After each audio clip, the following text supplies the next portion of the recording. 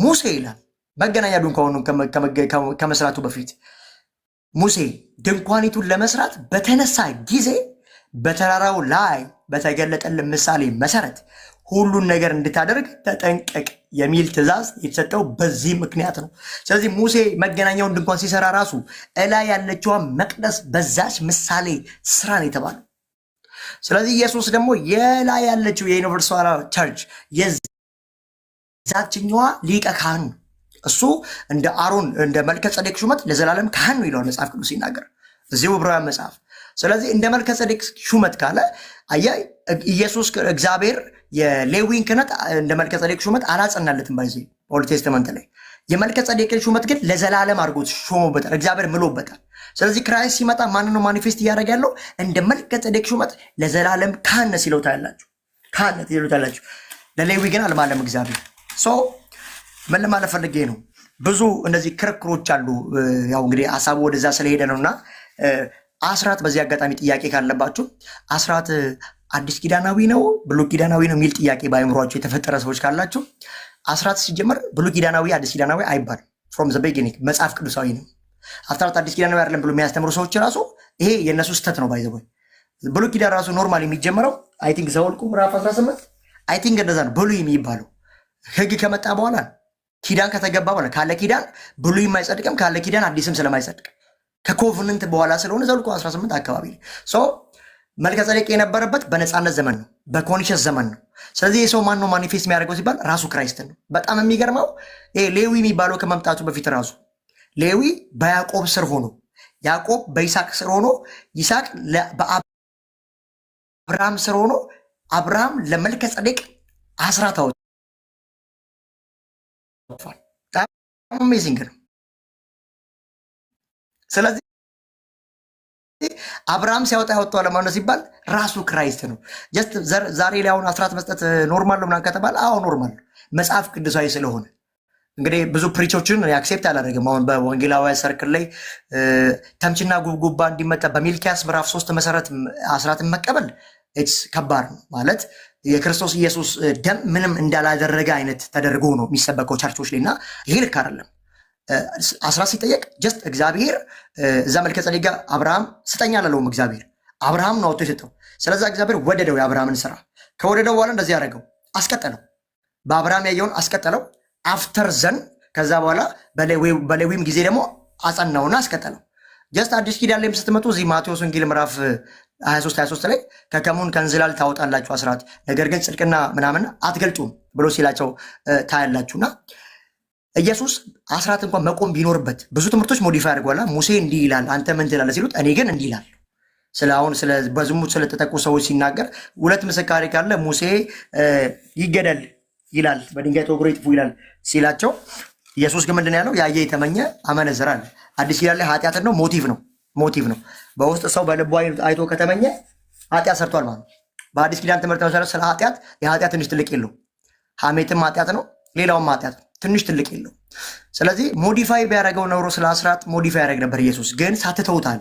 ይህን ሳትተው ቅንነትን ፍርድን አድርጉ ስላለ ኢየሱስ ሳትተው ያለውን ትምህርት ጀስት አንድ ሰንበድ የሆነ መጥቶ አስራት አዲስ ኪዳን አይደለም ቢል ኢትስ ሄረሲ ትምህርት የሐሰት ትምህርት ነው። ለምን? እነዚህ ሰዎች ትምህርት የሚጀምረው ከሌዊ ስለሆነ፣ ትምህርቱ ግን መጀመር ያለበት ከመልከ ጸዴቅ ነው። መልከ ጸዴቅ ማን ነው ማኒፌስት የሚያደርገው? ራሱ የናዝሬቱ ኢየሱስን ነው። ስለዚህ የኢየሱስ ክህነት ዘላለማዊ ነው። ስለዚህ አዲስ ኪዳን የጀመረ ሳይሆን የሰማያዊቷ መቅደስ አገልጋይ ስለነበረ በማኒፌስቲንግ በተምሳሌታዊ መልከ ጸዴቅ ነበረ ኢየሱስን ወክሎ። ዘመኑ በደረሰ ጊዜ ደግሞ መጥቶ አማናዊውን ክህነት ፈጽሟል ማለት ነው። ቶፒክ አይደለም ባይዞ፣ ግን አንዳንድ ሰዎች እዚህ ውስጥም እያየው ስለሆነ በዚህ ማያምኑ ሰዎች ስላሉ ያው ሪፍሌክት ማድረጉ አስፈላጊ ነው ብዬ ስላሰብኩ ነው።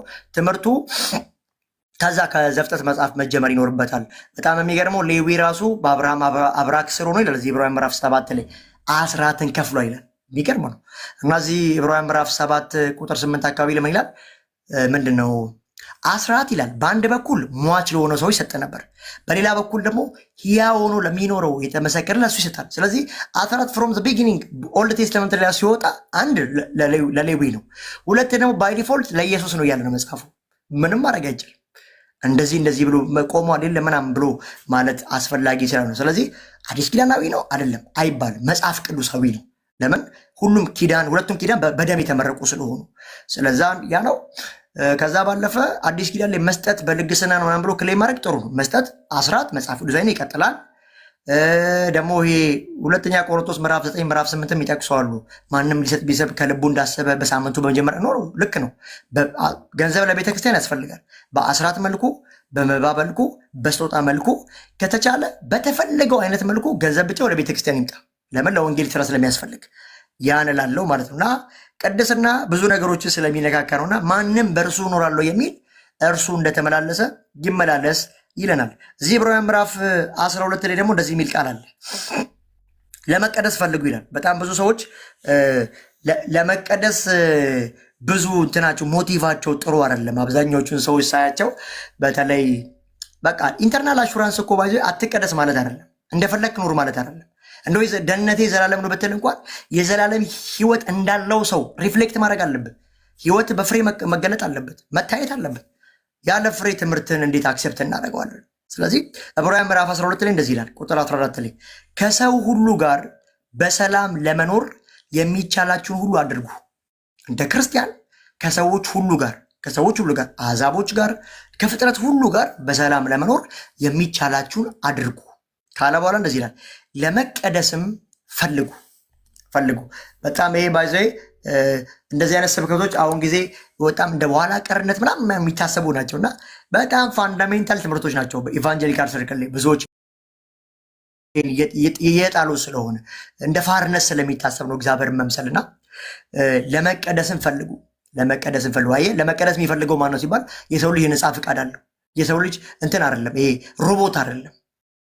ያው ድነት ላይ ብዙ አንዳንድ ሀሳቦች አሁን ብዙ ነገሮች ያስነካኩናል።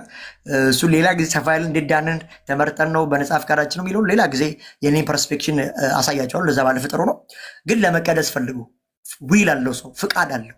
ስለዚህ በፍቃዱ አማካኝነት ለመቀደስ መፈለግ አለበት። ዊል ሲባል ፍቃድ ነው። ክፉን ከመልካም መለየት ይችላል። ያ ሰው ለእግዚአብሔር እየኖረ እስከሆነ ድረስ ኃጢአትን ሮንግ ነው ማለት አለበት። ጽድቅን፣ ቅድስናን ደግሞ አክሴፕት ማድረግ አለበት። ጌታን መምሰል አለበት። እንደዛ ነው መንቀሳቀስ ያለበትና ለመቀደስም ፈልጉ። ያለ ቅድስና ማንም ጌታን ማየት አይችልም። ስለዚህ እግዚአብሔርን ማየት የሚፈልግ ሰው እግዚአብሔር የሚታየው በቅድስና ውስጥ ነው። 4 ነጥብ። ሰው እንደፈለገ እየኖረ እግዚአብሔር ጋር አለው ማለት በጣም ሼም ነው። ለምን ሲባል እግዚአብሔር ያዳነው ራሱ በቅድስና ሊያኖረው ነው። የልጁን የኢየሱስን ክርስቶስን መልክ በሰዎች በዳኑት ሪጀነሬት በተደረጉ ሰዎች ፊት መግለጥ ነው።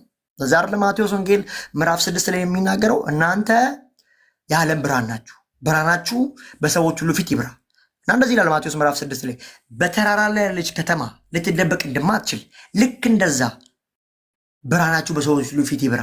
ማንም ብርሃን ኖሮት ከእንቅብ በታች የሚያስቀምጠው የለም፣ ከእንቅብ በላይ እንጂ። ብርሃን ሲታይ የሚያምረው ቤት ውስጥ እንኳን አምፖሎች ሲበሩ ከላይ ወርታች ከሆነ ቤቱ ሁሉ ብርሃን በብርሃን ነው የሚሆነው። ብርሃን ይዣለው ያለ ሰው ግን ከእግሩ በታች ከእንቅቡ በታች ካስቀመጠ ምን ይጠቅመዋል? ለእሱ አይጠቅመው፣ ለክርስቶስ አይጠቅመው። ክርስቶስ በዛ ሪጀነሬት በተደረገው ሰው መካከል አይገለጥም። ለዛ ነው ጴጥሮስ ሲናገር ኢየሱስ ክርስቶስ ይላል ምሳሌውና ዱካውን ጥሎላችሁ አልፏል። ስለዚህ እኛ የማንም ምሳሌ ነው የምንከተለው? ኢየሱስ ክርስቶስ የሃይማኖታችን ጀማሪና ፈጻሚ ነው ይለዋል ዕብራውያን መጽሐፍ። ስለዚህ ምሳሌያችን እሱ ነው። እኛም በቃ እንከተል ከተባለ እዚህ ምድር ላይ ኢየሱስ የሄደበትን መንገድ መሄድ ነው። መልእክታትን በህይወት ላይ መፈጸም ነው። ሐዋርያት ነቢያት የተናገሩትን ሁሉ በህይወት ላይ መለማመድ ነው። ልጁን መምሰል ነው። ሌላ እዚህ ምድር ላይ የኛ የበላይ የኛ ትልቅ ምንለው ማንኛውም አካል የለም። ማንኛውም አካል የለም። ስለዚህ ለመቀደስን ፈልጉ። አማኞች ለመቀደስ መፈለግ አለባቸው። ይህ መፈለግና መጽሐፍም ይናገር መፈለግና ማድረግን በእናንተ ውስጥ አኖር ይላል። ይህ ማለት መፈለግና ማድረግን ሲል ክፉ ነው እንዴ? መጽሐፉ እኮ ኮንቴክስቹዋሊ ከተፈታ መፈለግና ማድረግ ማለት መልካሙን ማድረግ ነው። እግዚአብሔር ደስ የሚያሰኘውን መልካም መዓዛ ያለውን ማድረግ ማለት ነው። ስለዚህ ለመቀደስን ፈልጉ። ለምን ሲባል እግዚአብሔር የሚባለው አካል የእነ አብርሃም የይስሐቅ ያዕቆብ አምላክ እሱ እግዚአብሔር ቅድስናው ፐርፌክሽኑ በጣም ሃይ ነው። እሱ ፊት ለመቆም በሱ ልክ እንኳን ቅዱስ ልንሆን አንችልም። ሲጀመር ግን ቅድስና በጣም ኳሊፊካይድ ነው እሱ ፊት ለመቆም። ስለዚህ እግዚአብሔር ማየት የሚፈልግ ሰው በቅድስና ነው የሚያየው። እንደፈለገ እየኖረ እግዚአብሔር ማየት በጣም አስቸጋሪ ነው። እንደውም ከዛ እንትን ይወጣል፣ ፌሎሺፕ ይቋረጣል። ለምን ኮንሽስ አለ፣ ሰው ይወቀሳል። እዛ አይደል መንፈስ ቅዱስ እና አታሳዝኑት የሚለው መጽሐፍ ቅዱስ። መንፈስ ቅዱስን አታሳዝኑት ይላል። ምንድነው መንፈስ ቅዱስን አታሳዝኑት ሲለው? የመንፈስ ፍሬ ያልሆኑትን ነገሮች በህይወታችን እኮ ሪፍሌክሽን ሲሆኑ ነው። ባይዚ መንፈስ ቅዱስን አታሳዝኑ ማለት መንፈስ ቅዱስ በእኛ ውስጥ ነው። መች ነው የሚያዝ ነው? ክፉ ስናደርግ፣ ስንወድቅ፣ ስንስት እኮ ነው። ባይዚ ለምን መንፈስ ቅዱስ በእኛ ውስጥ ሆኖ የሚፈልገው ምንድን ነው ከተባለ አምላክ መቀደስን ነው፣ እግዚአብሔርን መምሰልን ነው። ልክ እዚህ ገላትያ ምዕራፍ 5 እንዳለው የህይወት መንፈስ የመንፈስ ፍሬዎች ይላቸዋል። መልካምነት፣ ደግነት፣ በጎነት፣ ቸርነት እያለ ከአንድ ካመነ የዘላለም ህይወት ካገኘ ክርስቲያን የሚጠበቀው ይሄ ነው።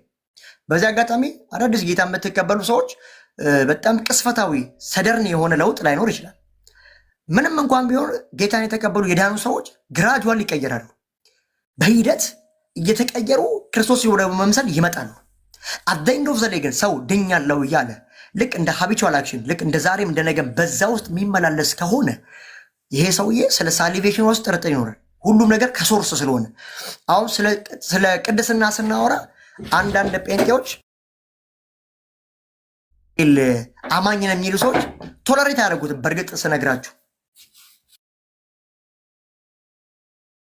እና አንዳንድ የወንጌል አማኞች ቶለሬት አያደርጉትም። ለምን? ሶርሳቸው ጤናማ አይደል። ሶርሳቸው ጤናማ አይደለም። አንድ ሰከንድ ስጠኝ፣ ይቅርታ። አንተም ውሃ ጠጣ፣ ትንሽ ደከም። ተባረክልኝ። ታብታብ ሼር እያደረጋቸው አይደለም። ጥያቄ የምጠይቅ ወንድም ወይ ምህት አለ። ጥያቄና መልስ ሰኞ ነው ወይ ደግሞ ፕሮግራሙን ስንጨርስ ያስተምርና አጠቃላይ ያላችሁን ጥያቄዎች ሁሉ ትጠይቃላችሁ። እሺ፣ ተባረኩ። ጸጋ ይብዛላችሁ። በፍቅር ስለምታዳምጡ ተባረኩ። የኦርቶዶክስ ነኝ ግን የሚገርም ትምህርት ነው። ያ ተባረክ። ጌታ ዘመን ከኔ ባርክ። ወንድማችን ተባረክልን። ስሙ ታብታብ ሼር በማድረግ አግዙን። ጸጋ ይብዛላችሁ። ተባረኩ። ኦኬ፣ ታብታብ እና ሼር አትርሱ። ፕሮፊት እየቀጠል ስለዚህ ስለ ሳንቲፊኬሽን ሲሰበክ የሚያማቸው ድነናል የሚሉ ሰዎችም አሉ። ባይዘ እኛ እኮ አይደለንም መንፈስ ቅዱስ በኛ። ኦኬ፣ ታዲያ ከራስ ተነስተ መሻለን። እኛ ከስጋ ተነስተ እኮ አላለም። የስጋ ውጤትማ እኮ የታወቀ ነው። ዝሙት፣ አድመኝነት፣ ስካር ምናምን እኮ ከራስ ተነስተን አላለም። ግን ለእግዚአብሔር መንፈስ ሪስፖንድ መስጠት፣ ዊልን መስጠት፣ አንተ ተቆጣጠረኝ፣ አንተ ስራብኝ ማለት ትችላለህ። 4 ነጥብ። እንደፈለክ እየሆንክ ጌታ ራሱ እኮ ነው መንፈስ ቅዱስ የሚቀደሰው። ታዲያ ተቀደሰንያ፣ እሱም መስለንያ፣ ፍቃድህ ወደ ሌላ ሆኖ እሱን የሚቀደሰው እያልክ አይጋጭብም ብራዘር።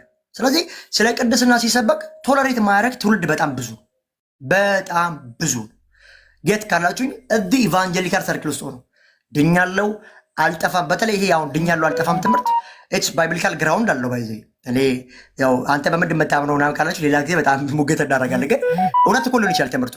አዘይንድ ኦፍ ዘዴ ግን ይህን ትምህርት የሚያራምዱ ሰዎች የህይወት ኳሊቲ የላቸው በጣም አብዛኛዎቹ። ዋይናት ሲባል ሲደክሙ ወደ ንስሐ ሜዳ ለሚቀናቸው ጥቅስ ያመጣሉ። ስለ አለመጥፋት፣ ስለ ኢንተርናል ሴኩሪቲ ነው የሚጠቅሱት።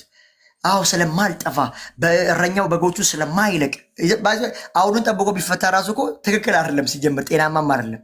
ስታጠፋ ስትደክም ሊቀ ካህን አለ። በዚህ አጋጣሚ አሁን አስምሬ ማልፈው ሃርዳር ጀግና የተጫወኩ አይደለም። ግን እየሄዱ ያሉ ትምህርቶች በአንዳንድ ጸጋ ሰባኪዎች አስተምሮት ላይም በትልልቅ ጥያቄዎች ስላሉኝ ነው። ስለዚህ ድካም አለ። ድካምና በኃጢአት ጸንቶ መኖር የተለያየ ጉዳይ ነው። በዚህ አጋጣሚ ኢየሱስ ክርስቶስ አማላጃችን ነው። መጽሐፍ ሲናገር ዕብራውያን ምዕራፍ 7 ቁጥር 25 ላይ ዘወትር ይላል ስለ እነሱ ሊያማልድ ወደ ሰማይ መቅደስ ገባ። ቅድም ወዳልኳችሁ ሰማይ ያለችው መቅደስ አለች። ዘወትር ስለኛ ሊያማልድ ገባ። ስለዚህ አማላጅ አለ። መች ግን አቅደ ሰፍረ ወይ ደግሞ ስትሰራ ንስሐ ከመግባት ይልቅ ልብ አብጦ ጥቅስ የምጠቅስ ሆነ አይደለም። ኖ አብዛኛው ጥቅስ የሚጠቅሱ ናቸው ስለማውቃቸው ነው፣ በጣም ብዙዎቹ። ስለዚህ ሌላው ደግሞ እዚህ አንደኛ ጢሞቴዎስ ምዕራፍ 2 ቁጥር 5 ላይ የሚናገረው ቃል አለ። አንድ እግዚአብሔር አለና በሰውና በእግዚአብሔር መካከል አንድ አለ፣ እሱም ሰው የሆነው ኢየሱስ ክርስቶስ ነው። ስለዚህ መካከለኛ አለ። ለዛ ነው እዚህ ሮሜ ምዕራፍ 8:34 የሚለው ያን የሞተው ይልቁንም ከሙታን የተነሳው ስለኛ የሚማልደው ኢየሱስ ክርስቶስ ነው። ስለዚህ ኢየሱስ አማላጅ ነው። ከአንድም 3 ቦታ ሊትራሊ ጥቅሶች አሉ። አንደኛ ዮሐንስ ምዕራፍ 2 ላይም ስትሄዱ ቁጥር 1 ላይ ሮንግ ነው ኃጢአት መስራት አሰ ፕሮቴስታንት ቦርን አጌን ለሚል ሰው ድኛለሁ፣ የዘላለም ሕይወት አለኝ፣ አሹራንስ አለኝ ለሚል አንድ ክርስቲያን ኃጢአት ሮንግ ነው። ዛሬም ነገም የምንለው ልክ አይደለም። ኃጢአትን አትስሩ። ሐዋርያው ዮሐንስ ባለበት ፕሪች ማለት ነው። ኃጢአትን ወንድሞች ሆይ ኃጢአትን አትስሩ። ዛሬም ነገ የምንላቸው ይሄ ነው። ኃጢአትን አትስሩ። ነገር ግን አለ ፕሮባቢሊቲ ኮንዲሽን አለው ሜቢ ነገር ግን ማንም ከእናንተ መካከል ኃጢአትን ቢሰራ በአብ ቀኝ ጠበቃ አለው። ሜቢ ማለት ይሄ ቦዲ ሪስትሪክት ነው ባይዘው ማለት የተገደበ ነው። ይሄ በግሎሪፊኬሽን ጌታ ሲመጣ ነው የሞቱት የሚነሱት። እኛ በሕይወት ያለ የምንቀየር በደመና ለጌታ እንትን የምንለው የዛኔ ነው ግሎሪፋይ የሚሆነው ፍጽምና የሚያገኘው የሚሞተው ማይሞተው የሚለብሰው ይሄ ስጋ አሁን ጌታ እስኪመጣ ወኛ ወደ ጌታ እስክንሄድ ድረስ በነበረበት በዚህ ጊዜ ግን መውደቅ መነሳት ሊኖር ይችላል፣ ድካም ሊኖር ይችላል። ለዚህ ግን ማን አለ ከተባለ ጠበቃ አለ፣ አማላጅ አለ። የክርስቶስ ኢየሱስ ምልጃ ይሄ ነው ባይዘው ፈንክሽኑ። ምልጃና በኃጢአት ጸንቶ መኖር የተለያየ ስለሆነ በዚህ አጋጣሚ እና ሪጀነሬት አድርገናል ድነናል የሚሉ ሰዎች አት ኤንድ ኦፍ ዘ ዴይ ካጠፉ በኋላ ንስሐ አይገቡም። አብዛኛዎቹ ወይ ወደ ንስሐ ወይ እግዚአብሔር ወደ መፈለግ ሳይሆን ስለማልጠፋ አንዴ ድኛለሁ፣ ስለዚህ ድነቴ ስለማይቋረጥ ምናምን ነው መልሳቸው። ኖ ይሄ ክርስትና አይደለም። ቢብሊካል ማስረጃም የለውም። ባይዘው ይሄ በቃ የትዕቢተኞች ወንጌል ብየዋለሁ። ይሄ የአመፀኝ ወይ በእግዚአብሔር ቃል ላይ ዋርፋየር ማድረግ ነው። ባይዘው ድኛለሁ የሚል ሰው እኮ ላዳነው ጸጋ ፎርጊቭነስ ነው፣ ለተደረገለት ደህንነት ፎርጊቭነስ ነው ማለት የፍቅር መገዛት አለ፣ የፍቅር መልስ አለ። ሰው በቅድስና ይኖራል፣ እግዚአብሔርን ይመስላል እንጂ መለሶ ዋርፋየር አድርጎ እግዚአብሔር ቃል ላይ የሆነች 5-6 ጥቅስ ጠቅሶ ስለማልጠፋ ምናምን ብሎ ይሰበቃል። ይህ ክርስትና ማያውቀው ትምህርት ነው። ባይዘው ለምንድን ነው ግን ትውልዱ እንደዚህ የሆነው ካላችሁኝ፣ ትምህርቱን የሚያስተምሩ ሰዎች መዳናቸውን ብቻ ነው እንጂ የሚነግሯቸው መቀደስ እንዳለባቸው አይመክሯቸው። አሁን ቲክቶክ ላይ የሚሯራጠው የነዚህ የጸጋ ሰባኪዎች ትምህርታቸው ምናምን ሁሌ ድንሃለሁ፣ በቃ ዛሬም ተወልዳል ነገም ተወልዳል። ብራዘር ለጴንጤ ምንድን ነው ሁሌ ተወልዳል የምትለው? ጴንጤ እኮ አንዴ ነው የሚወለደው፣ ደህንነት እኮ አንዴ የሚገኝ ነው። አሁን እዚህ 200 ሰው ጌታን ቃል እየሰማ ነው። አሁን እዚህም ያለው ህዝብ ነገ ገጠር ጌታ ብሎ አንድ ሴት ወይ አንድ ወንድ ጌታን ቢቀበሉ በሁለቱም መካከል ያለው ሳሊቬሽን አንድ ነው። ሰዎች ጌታን በተቀበሉት በዛው ታይም ነው ደህንነት የሚፈጸመው። ደህንነት ፕሮግረስ አይደለም። ስለዚህ እያወቅ ስትመጣ ምድነው ድነት የለም። ድነት ጌታ ኢየሱስ ክርስቶስ ለኃጢአት እንደሞተ እንደተነሳ ኦፌንድ ስታረግ ስትመሰክር በሮሜ ምዕራፍ 10 መሰረት ኢየሱስ ጌታ ነው ብለህ በልብ ብታምን በአፍህ ብትመሰክር ትድናል። ሰው በልቡ አምኖ እንደሚጸድቅ በአፉ መስክሮ እንደሚድን እናውቃለን ይላል። ስለዚህ ድነት በዛው ሰዓት በዛው ሞመንት የሚፈጸም ነው። ሰው ኃጢአተኝነቱን ተናዞ ጌታን ከተቀበለ በዛው ሰዓት ድናል፣ በቃ አለቀ። ከዛ በኋላ ዛሬም ድናል ነገም ድናል። ኖ ይሄ ፕሪች ሊሆን አይገባም። ራሱ በፕሮቴስታንት ዲኖሚኔሽን ውስጥ አሁን ማደግን ያለበት ትውልዱ ድኗል እኮ ኦኬ። የዳነ ሰው እንዴት መኖር አለበት ነው። ቅደም እንዳልኳቸው ጳውሎስ ተከልኩ አጵሎስ አጠጣ ጌታ ያሳደጋል የሚለው ኮች ነው መደረግ ያለበት። ጴንጤ ሁሉም ከየት እንዴት ምን ውሎ ምን ሰርቶ ነው የመጣው አይታወቁም ቸርች ውስጥ። ስለዚህ መገሰጽ አስፈላጊ ነው። እግዚአብሔር መሰሉ አስፈላጊ ነው። እግዚአብሔር ሁሌ ምሕረቱን ብቻ ማውራት ነው እንዴ? እግዚአብሔር እኮ በምሕረት ብቻ አይደለም የተገናኘ ብሉይ ኪዳንም አዲስ ኪዳንም። እግዚአብሔር ሲቆጣ እኮ ጳውሎስ ተቆጥቷል። እግዚአብሔር ሲቆጣ እኮ ጴጥሮስን በመልእክቱ እኮ ተቆጥቷል። ስለዚህ ታዲያ እዚህ ዘመን ላይ ታዲያ ደስ የሚል ነገር ብቻ መስማት ጥሩ ነው? ጤናማ ነው? አሁን ዛሬ ላይቭ ስትሪም ላይ ስለ ቅድስና ነው። ዛሬ ስለ መዳን አውርቻችሁ ቢሆን ነገም ስመጣ ስለ መዳን ነው ማውራችሁ። ኔክስትም ስለ መዳን ኢትስ ኤሌመንታሪ ክላስ ባይ ዘ ወይ። እኔ የመዳን ትምህርት የአንድ ሳምንት ትምህርቴ ነው። ሰዎች ግን 10 ምናምን ዓመት አስተምረውታል አንድ ትምህርት ሳይቀይሩ። በጣም ከባድ ነው። ስለዚህ ይሄ ዕብራውያን ምዕራፍ 6 ላይ እንደዚህ ይላል፣ ከክርስቶስ ኢየሱስ ትምህርት ከመጀመሪያው ላቅ እንበል ይላል። እንለፍ። አሁን ጉዳዩ ድኛለሁ ምናምን ጠፋለሁ አልጠፋም አይደለም ጉዳዩ። ዳንክም ልጠፋም ትችላለህ ወይ አጠፋምም ችግር የለው። እሱን ትምህርት አንተ በአይምሮ ያዘው። አሁን ግን እንዴት ነው ህይወትህ ነው። ዳንክም ድነት አይወሰድም ድነት ይወሰዳልም። አሁን ያለው በዚህ ሞመንት ምን አይነት ህይወት አለ? እግዚአብሔርን የፈራ ነው ወይ ያመስክ ነው ወይ የእውቀት ብቻ ደህንነት ነው ያለ ነው? ከዚች አልፎ ህይወትህን ሁሉ የተቆጣጠረ ደህንነት አለ። ሰውነትን የቀደሰ ሰው ደህንነት አለ። በቅድስና ህይወት የተገለጠ ደህንነትን ነው የምታብራራው? አይዲያሊ ያለውን ቡክ አንብበህ ነው ደህንነትን የምታስረዳው? ይሄ ትልቅ ጥያቄ ነው። ትልቅ ጥያቄ ነው ብዙ ለሚገባቸው ሰዎች። ስለዚህ ዕብራውያን ምዕራፍ 6 ላይ እንደዚህ ይላል። ስለዚህ ይላል ዕብራውያን ምዕራፍ 6 ቁጥር 1 ላይ ስለዚህ ስለ ክርስቶስ ይላል የተሰጠውን የመጀመሪያውን ትምህርት የመጀመሪያ ነው በዚህ የደህንነት ትምህርት ትተን ወደ ብስለት እንሂድ። ይሄ ማቹሪቲ የሚባል ክላስ አለ በክርስትና ማቹሪቲ አለ። ስለዚህ ወደ ብስለት እንሂድ። ዋይ ሲባል ከሞተ ምንድናቸው የመጀመሪያ ትምህርቶች በክርስቶስ ኢየሱስ ሲባል ከሞተ ስራ ንስሐ ስለመግባት ምን እያለ ነው? ባይ ዲፎልት ጌታን ስለመቀበል እያለ ነው። ድንሃል ስለሚሉ ስብከቶች የመጀመሪያ ክላሶች ናቸው ያለ ነው። ዛሬ እንደ ትልቅ ይሾ መጠ አጠፋም ድናል። ይሄ ትምህርት የመጀመሪያና በጣም ኢዚ የሆነ ትምህርት ነው። እንደው ትልቅ ትምህርት ከተባለ ስለ ቅድስና ማስተማር ነው። ይሄን ስለምናገራቸው አይደለም፣ ዛሬ ሰበኩ ስላለው አይደለም። ይሄ ነው የሚሆነው። ዋጋ የሚያስከፍለው ይሄ ነው። ስለዚህ ከሞተ ስራ ንስሐ ስለመግባትና የሞተ ስራ ንስሐ መግባት ማለት ምን ማለት ነው? ሰዎች ጌታን ከመቀበላቸው በፊት የሞት ስራ ውስጥ ያሉት አልዳኑ። ስለዚህ ከዛ ስራ ጌታን ተቀብለው ከዛ ነፃ ሲወጡ ከሞተ ስራ ነፃ ስለመውጣት ጌታን ስለመቀበል እያወራ ያለው፣ ስለ መዳን እያወራ ያለው፣ ስለ ዘላለም ልጅነትን እያወራ ያለው። ስለዚህ ከዚህ ትምህርት አለ። ቀጣይስ በእግዚአብሔር ስለማመን ጉዳይ እንደገና መሰረት አንመስርት። ሌላውስ እንዲሁም ስለ ጥምቀቶች፣ ስለ ጥምቀት ኤኒቲንግ ጥምቀት የውሃ ጥምቀት ብቻ አይደለም። አዲስ ኪዳን ላይ የመንፈስ ቅዱስ ጥምቀት አለ፣ የውሃ ጥምቀት አለ። ስለዚህ ስለ ጥምቀቶች እጆችን ስለመጫን እነዚህን ዕብራውያን ጸሐፊ ሲናገር በጣም ኢዚ ኤሌመንተሪ መጀመሪያ ትምህርት ነው የሚላቸው። አሁን ግን አየሩ ላይ ትልቅ ትምህርት እንደገና መሰረት አንመስርት ይላል። ስለዚህ አሁን ድናል ዛሬም ነገም ከነገ ወዲያም ይህን መስማት የሚወዱ ሰዎች በዚህ እነማን አይነት ሰዎች እንደሆነ ታውቃላችሁ? እዚህ አንደኛ ጢሞቴዎስ አክቹዋሊ ወይ ሁለተኛ ጢሞቴዎስ ምዕራፍ 3 ላይ አለ ጆሮአቸውን ማሳከክ የሚፈልጉ ይላል። እነዚህን አስተማሪዎች በዙሪያቸው ይሾማሉ ይላል መጽሐፉ ሲናገር። በጣም እየተፈጸመ ያለው በዚህ ዘመን እንደዛ ነው። ሰው ደስ የሚለውን ብቻ ሁለተኛ ጢሞቴዎስ ምዕራፍ አይ ቲንክ 3 አካባቢ ላይ እንደዛ ይላል። ህይወት የሚገኝበትን ትምህርት ማይማሩበት ጊዜ ይመጣል እና ጆሮአቸውን ደስ የሚሉትን አስተማሪዎች በዙሪያቸው ይመድባሉ። እንደዚህ አይነት ትውልድ ነው ያለው። ስትሄድ ደስ የሚለውን ብቻ ኢኒሼት የሚያደርገውን ብቻ ነው መስማት የሚፈልገው። መገለጽ ማይፈልግ፣ እግዚአብሔር ምሰል ማይፈልግ። ለምንድን ነው አንዳንድ ሰባኪዎች የኛ በፕሮቴስታንት ውስጥ ያሉት በጣም ኦነር የሆኑ በጣም የሚሰማው አገልጋዮች ስለ ቅድስና ሲሰብኩ ምናምን በጣም የማያውቁ ተደርጎ ነው የሚሳሉት? ባይዘው ምናምን ማቱር ያልሆኑ ምናምን። ኧረ በጣም ከጸጋ ሰባኪ ነን ከሚሉት በለጠ የተሻሉ ናቸው ባይዘው በህይወት ኳሊቲ ራሱ። ጸጋ ሰበክን አለመጥፋት ሰበኩ የሚሉ ሰዎች ምዕመናቸውን ብታዩቸው ህይወታቸው በጣም ከባድ ነው። የጸጋ ትምህርት እንደዚህ አይደለም። ጸጋ ሲቀድስ ነው የምናውቀው እኛ መጽሐፍ ቅዱስ ውስጥ። ስለዛ በእግዚአብሔር የጸጋ ትምህርት ውስጥ የሰይጣን ጸጋ እንዳለ ማወቅ አለባችሁ። ሰዎች ጸጋን ኦፌንድ ስላደረጉ ጳውሎስን ስለጠቀሱ እውነተኛ አስተማሪ ናቸው ማለት አይደለም። አት ዘ ኤንድ ኦፍ ዘ ዴይ የትኛውም አስተማሪ ሲያስተምራችሁ ፍሬው ላይ ነው የሚታየው። ፍሬው ምንድን ነው? ሄዶ የተለያየ የሆነ ትምህርት ከተማረ በኋላ ሄዶ ቸርች ላይ ሙሉ ወንጌል ላይ የሆነ ቃልዮት ላይ ሄዶ ፓስተሮቹን አንገት ለአንገት የሚያዝ ትውልድ ማፍራት ነው ጸጋ? ጸጋ እኮ ለክርስቶስ የሚለይን ትውልድ ማፍራት ነው። ጸጋ የሚቀደስ ነው ጸጋ። ስለዚህ እንደዚህ ድነናል ምናምን ልክ ነው እኮ መጽሐፍ ቅዱሳዊ ነው። ግን እነዚህ አይነት ሰዎች ትምክት ውስጥ ገብተዋል፣ ህይወት ለስ ሆነዋል። ስለዚህ ሄደው የሆነ ፓስተር ወይ የእውቀት ችግር ምናምን ያለባቸውን ሄዶ ይተናንቃሉ። ትዕቢተኛ ናቸው። ኢቨን ፔንቴኮስታል ሰርክል ውስጥ ያሉትን አልዳኑም ብሎ ፎንድ ያደርጋሉ። በዚህ ሙሉ ወንጌል ቸርች አልዳነችም፣ ገነት ቸርች፣ ህይወት ብርሃን ቸርች ምናምን ዋቴቨር ቤተ ክርስቲያን ውስጥ ያሉት አልዳኑም ብሎ በሉላ የሚያወሩ ናቸው። ባይዘው ይህን ያክል ልባቸው ያበጠባቸው ናቸው።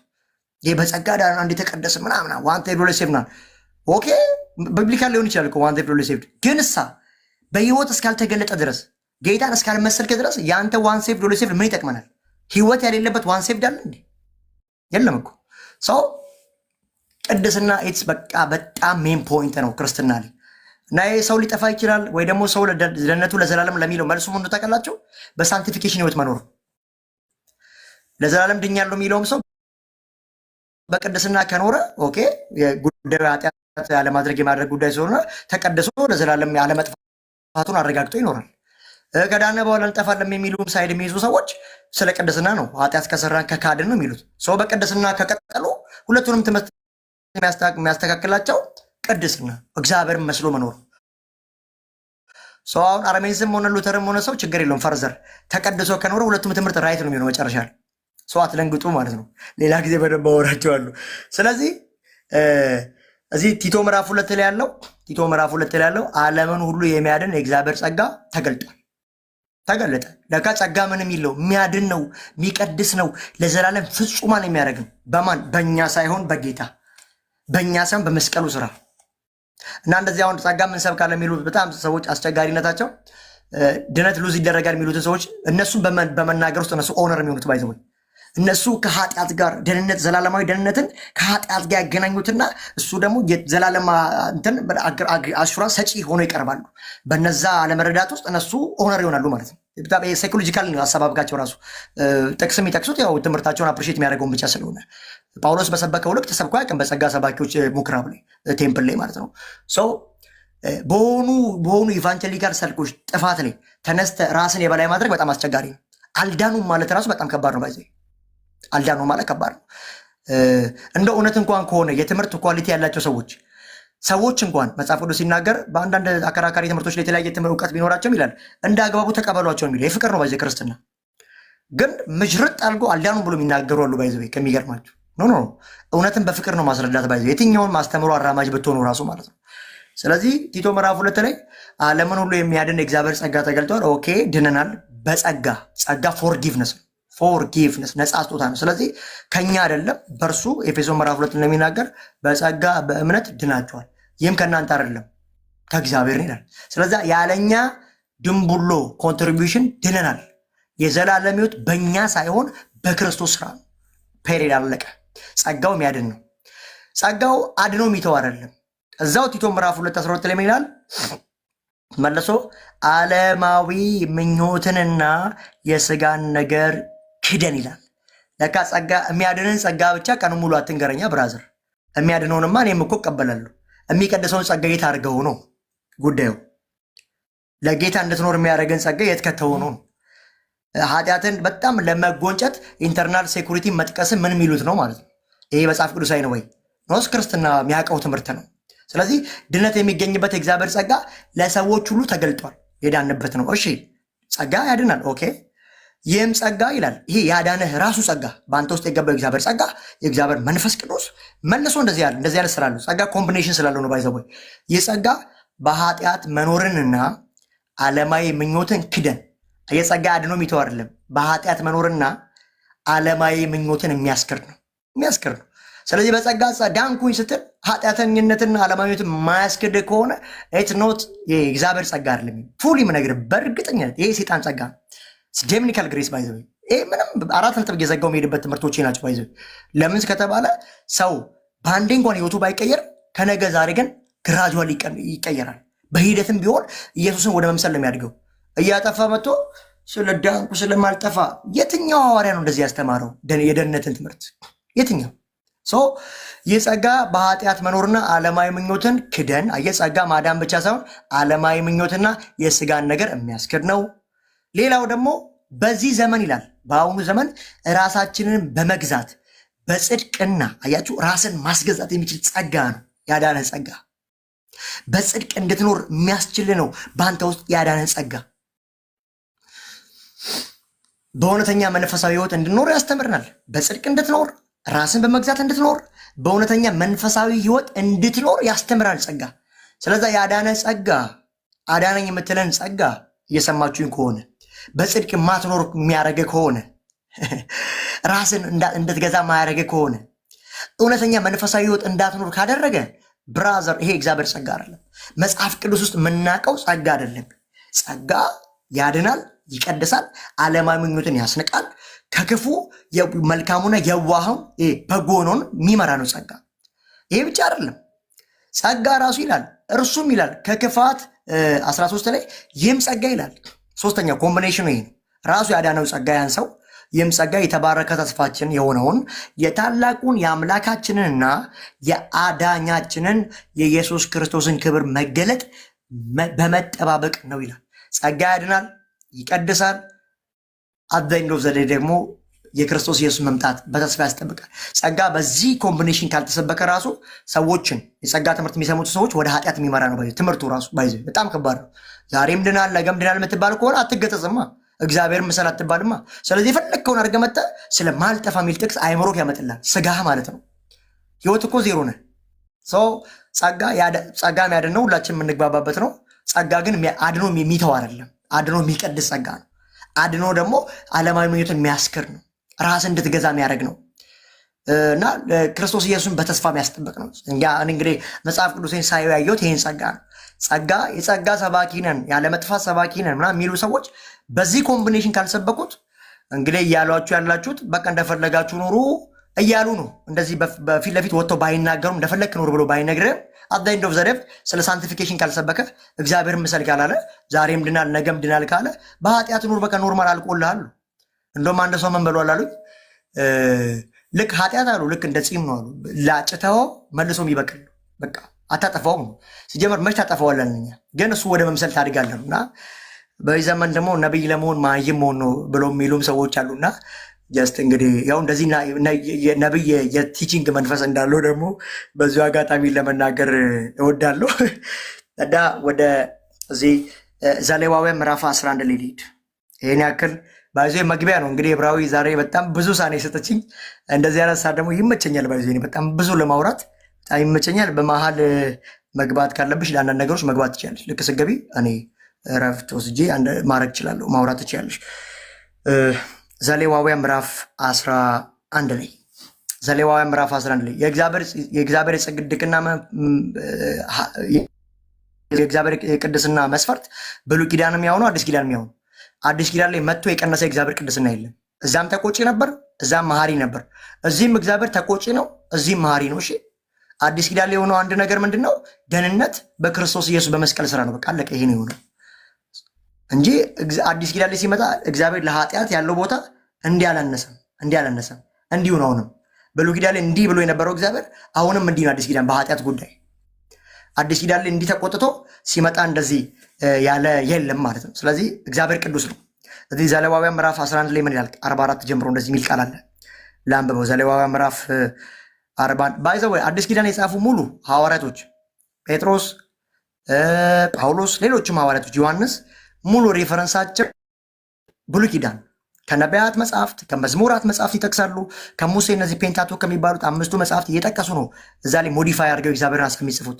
ከየትም አምጥተው አይደለም። ባይዘ አሁን እዚህ ስለ ቅድስና ሳስተምራችሁ ቢጊኒንጉ ዘጸአት ምዕራፍ ዘሌዋውያን ምዕራፍ 11 ላይ ያለው ቃል ነው። እሱን ቃል ነው ጴጥሮስ በአንደኛ ጴጥሮስ ስቦ ያመጣውና አምላካችሁ ቅዱስ እንደሆነ እናንተ በኑሯችሁ ቅዱሳን ሁኑ ይላል። ስለዚህ እግዚአብሔር ያው ነው ማለት ነው። ያነሰ ቅድስና የለም። ስለዚህ ምክሬ ምንድነው? ሪጀነሬት እንደተደረገ እንደ ዳነ ሰው እግዚአብሔርን በመምሰል ህይወት መኖር እንድንችል እግዚአብሔር ይርዳን። እኛም ደግሞ ለመቀደስ እንፈልግ። እዚህ ዕብራውያን ምዕራፍ 12 ቁጥር 14 የሚለው ለመቀደስን ፈልጉ ይላል። ኦኬ እንደውም አወጣልኝ ደስ ሲል እኔ እግዚአብሔር አምላካችሁ ነኝና ሰውነታችሁም ቀድሱ ቅዱሳንም ሁኑ እኔ ቅዱስ ነኝና በምድርም ላይ በሚሳብ እያለ ይላል። እዚህ ጋር ደግሞ ላንብበው በአዲሱ መደበኛ ትርጉም እኔ እግዚአብሔር አምላካችሁ ኤሎሂም ይለዋል። ቅዱስ ነኝና እናንተም ተለዩ። ይህን እያለ ያለው እግዚአብሔር ለእስራኤላውያኖች ምን እያቸው ነው? ተለዩቸው ነው።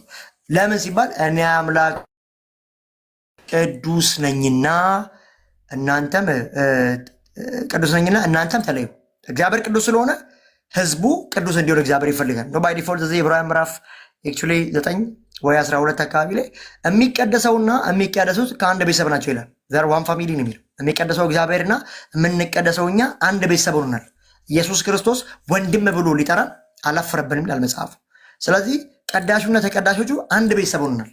ኢየሱስ እኛን ወንድሞች ብሎ ሊጠራን አላፈረብንም። ስለዚህ የሚቀደሰው እግዚአብሔር፣ እኛ የምንቀደሰው አንድ ቤተሰብ ሆነናል። ስለዚህ ዘሌዋውያን ምዕራፍ 11 ላይ ምን ይላል? እኔ እግዚአብሔር አምላካችሁ ቅዱስ ነኝና እናንተም ተለዩ። ተለዩ ማለት ምንድን ነው? ሰፓሬሽን ነው። ቅድም ብያቸዋለሁ። በጣም እዚህ ጋር ማውራት የምፈልገው አንድ ሀሳብ አለ እና ከዘፍጥረት ጀምሮ የተወሰነ በጣም አጠር ባለ ደቂቃ አንዳንድ ነገሮች ቁጭ ይላል። ብዙ ጊዜ ሰዎች እግዚአብሔር አዳላ የሚል ፐርስፔክሽን አላቸው። አይሁድን ህዝቡ አደረገ፣ ከዛ በኋላ ደግሞ አሕዛብን ተወ ምናምን እና እግዚአብሔር ፌር አይደለም የሚል ምናምን አናሎጂ ያላቸው ሰዎች አሉና እችን የተወሰነ ልበላችሁ።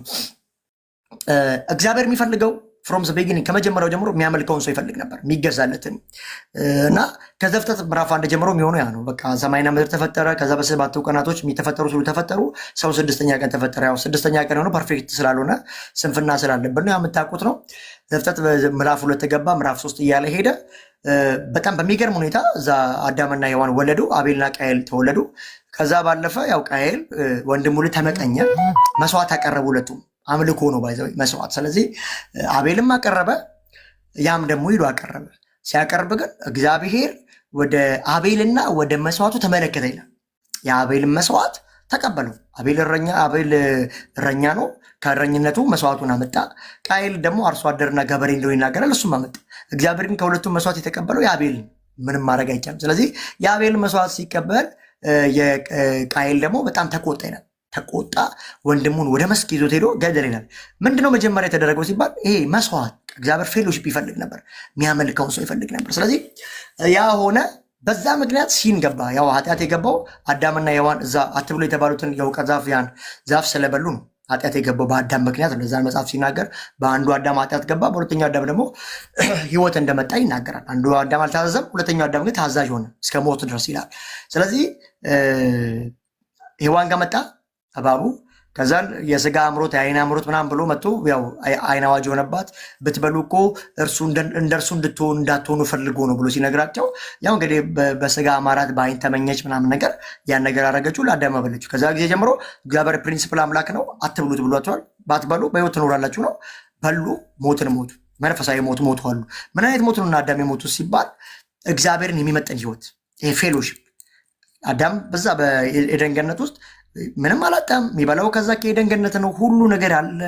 ግን ያን ስራ ከሰሩ በኋላ ግን እግዚአብሔር ምን ብሏቸዋል? ከዛ በኋላ ከተረገሙ በኋላ እሷ በምትወልድበት ጊዜ ምጧ እንዲበዛ፣ ወንዱ ደግሞ ከዚህ በኋላ በነፃ ሳይሆን አዳም የሚበላው ለፍቶ ጥሮ ግሮ እንዲበላ እግዚአብሔር ሲናገረው፣ እባቡንም ደግሞ ሲረግመው ታያላችሁና ኃጢአት እዛ ገባ። እነሱ ላይ የመጣው ደግሞ ሲን ወዴት መጣ? ወደ ልጆቻቸው መጣ። ሞትን አመጣ፣ መቀኘነትን፣ ክፋትን አመጣ። ከዛ እያለ ግን እግዚአብሔር ምን ይፈልግ ነበር ሲባል አምልኮ ኤቭሪቲንግ ይፈልጋል። ከዛ ያለ ሲል 4 አለ። ከዛ ሴት የሚባል ልጅ ይወለዳል። ከዛ ያለ 5 ላይ እንትና ይመጣሉ፣ ሄኖክ ይመጣሉ።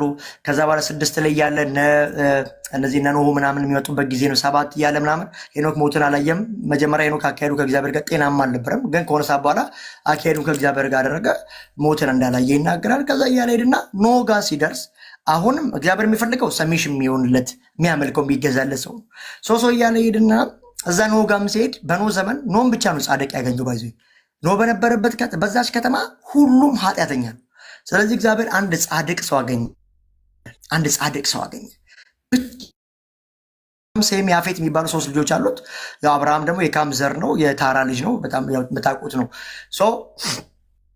በዛ አጋጣሚ ውስጥ ጻድቅ ነበር። አደንዶ ዘዴ ግን ምዕራፍ 9 አካባቢ ላይ ራሱ መጨረሻ ላይ ራሱ ቀን ገብቶለታል። በጣም ብዙ ነገር ከኖህ ጋር ጌታ ተናግሯል። እንደተናገረው ከ100 ዓመት በኋላ መርከቡን ሰርቶ ምድር ላይ ጎርፍ ዘንቦ 40 ቀን 40 ሌሊት ማያባራ ዝናብ ዘነበ። የምድር ጥልቅ ተከፈተ፣ ከሰማይ ዘነበ፣ የጥፋቱ አመጣ። እሱም ቤተሰቦቹን ከአዋፋት ከዘረበ ሁሉ አስገባ፣ አዲስ ምድርና አዲስ ምድር ላይ አወጣቸው ይላል። ከዛ በኋላ መጨረሻ ላይ ራሱ ኖህ ከተከለ ወይን ጠጅ ጠጣ፣ ሰከረ። ያው ታሪኩ የምታውቁት ነው። እርቃን ሆኖ አንዱ ሳቀ፣ አንዱ መቶ ሸፈነበት፣ ረገመው ምናምን ይላል። መጨረሻ ላይ ምን ይፈልጋል ሲባል መመለክ፣ መወደስ፣ ከፍ ማለት ይፈልጋል። ይሄ እግዚአብሔር እና ቀጥታ የሚሄደው ማልፈው አብርሃም ጋር ነው የሚሄደው። አብርሃም ጋር ስንመጣ አብርሃም አሕዛብ ነው፣ የኡር ሰው ነው፣ የከለዳውያን ሰው ነው። አብርሃምን ከኡር ከከለዳውያን እግዚአብሔር መጣ፣ እንደዚህ ያለው ውጣ አለው። ከገዛ ሀገር፣ ከገዛ ምድር፣ ከገዛ ወገን እኔ ወደ ማሳየ ምድር ውጣ አለው። አብርሃምም አምኖ ወጣ ይላል። ምንም ታንጀብል ነገር ሳይኖር ወጣ። ኤሌዘርም አብሮት ወጣ። ኤሌዘር መልካሙን አይቶ ተሰማራ። አብርሃም ግን ምንም ሳይ የጠራውን እግዚአብሔር ታምኖ ወጣ ይላል። ስለዚህ አብርሃም ከየት ነው የመጣው ሲባል ሁሉም ኃጢአተኛ ሆነ። ከሚገርማችሁ እስከ አብርሃም ዘመን ድረስ ሁሉም እግዚአብሔር የማይፈልግ በጥፋት ውስጥ ያለ ሆነ። ስለዚህ እግዚአብሔር ከህዝቦች መካከል አብርሃም ጋር መጣ። አሕዛብ ነበር ሙሉ ኪንግደሙ ባይዘ እንዳለ አጠቃላይ ከአሕዛብ መካከል አብርሃምን አመጣው። ከዛ አብርሃም ጋር ኪዳን ገባ። ሎጥ ነው አብረው የወጣው ለምለሙን አይቶ የሄደው ሰው አብርሃምን ጠራው። ከአብርሃም ጋር ኪዳን ገባ።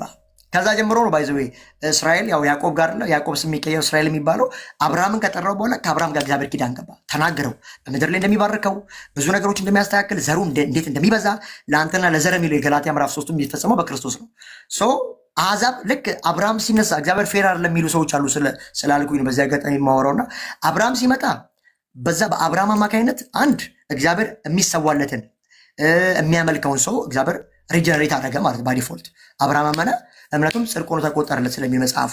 እዛ ጋር ግን አብርሃም ጋር ቆሞ አሕዛብን ዝም አላለም። ባይዘ ፍሮም ዘ ቢጊኒንግ አሕዛብ ተረሱ፣ እግዚአብሔር አንዱ ትቶ አንዱ ምናምን የሚል ጥያቄ ኮንፊውዥን ስላለን አልተዋቸውም። በአብርሃም ውስጥ ምን አለው? ዘርን እንደ ምድር አሸዋ እንደ ሰማይ ኮከብ አበዛዋለሁ ብሎታል። ይህን የተናገረው እዚህ ገላትያ ምዕራፍ 3 ላይ ለአንተና ለዘር የተባለው በክርስቶስ ኢየሱስ በኩል አምነን ለምንድን ነው ሁሉ አሕዛብ ፕሮፌሲ የተናገረ ነው። ዘመኑን ጠብቆ አሕዛብ ወደ ጌታ ስለሚመጡ ማለት ነው። እዛው አብርሃም ጋር አብርሃም የአሕዛብም አባት ሆነ። ለእስራኤል ደግሞ የስጋና የርዕሰ አበው ሆኖ ሲመረት ታያላችሁ፣ ሰሌክሽን ሲደረግ ታያላችሁ። እግዚአብሔር ግን እስከ አብርሃም ድረስ ምንድን ነው ሲባል በቃ የሚፈልገውን አይነት አምልኮ ምናምን አላገኝ። አብርሃም ጋር መጣ፣ ከዛ ይስሐቅን፣ ከዛ ያዕቆብ እያለ ይሄድና ያዕቆብ ይቀየራል፣ ስሙ እስራኤል ተብሎ ይቀጥላል። ያ ሁሉ የሆነ እግዚአብሔር አሁንም የሚፈልገው ከብሉይ ኪዳን ምንድን ነው?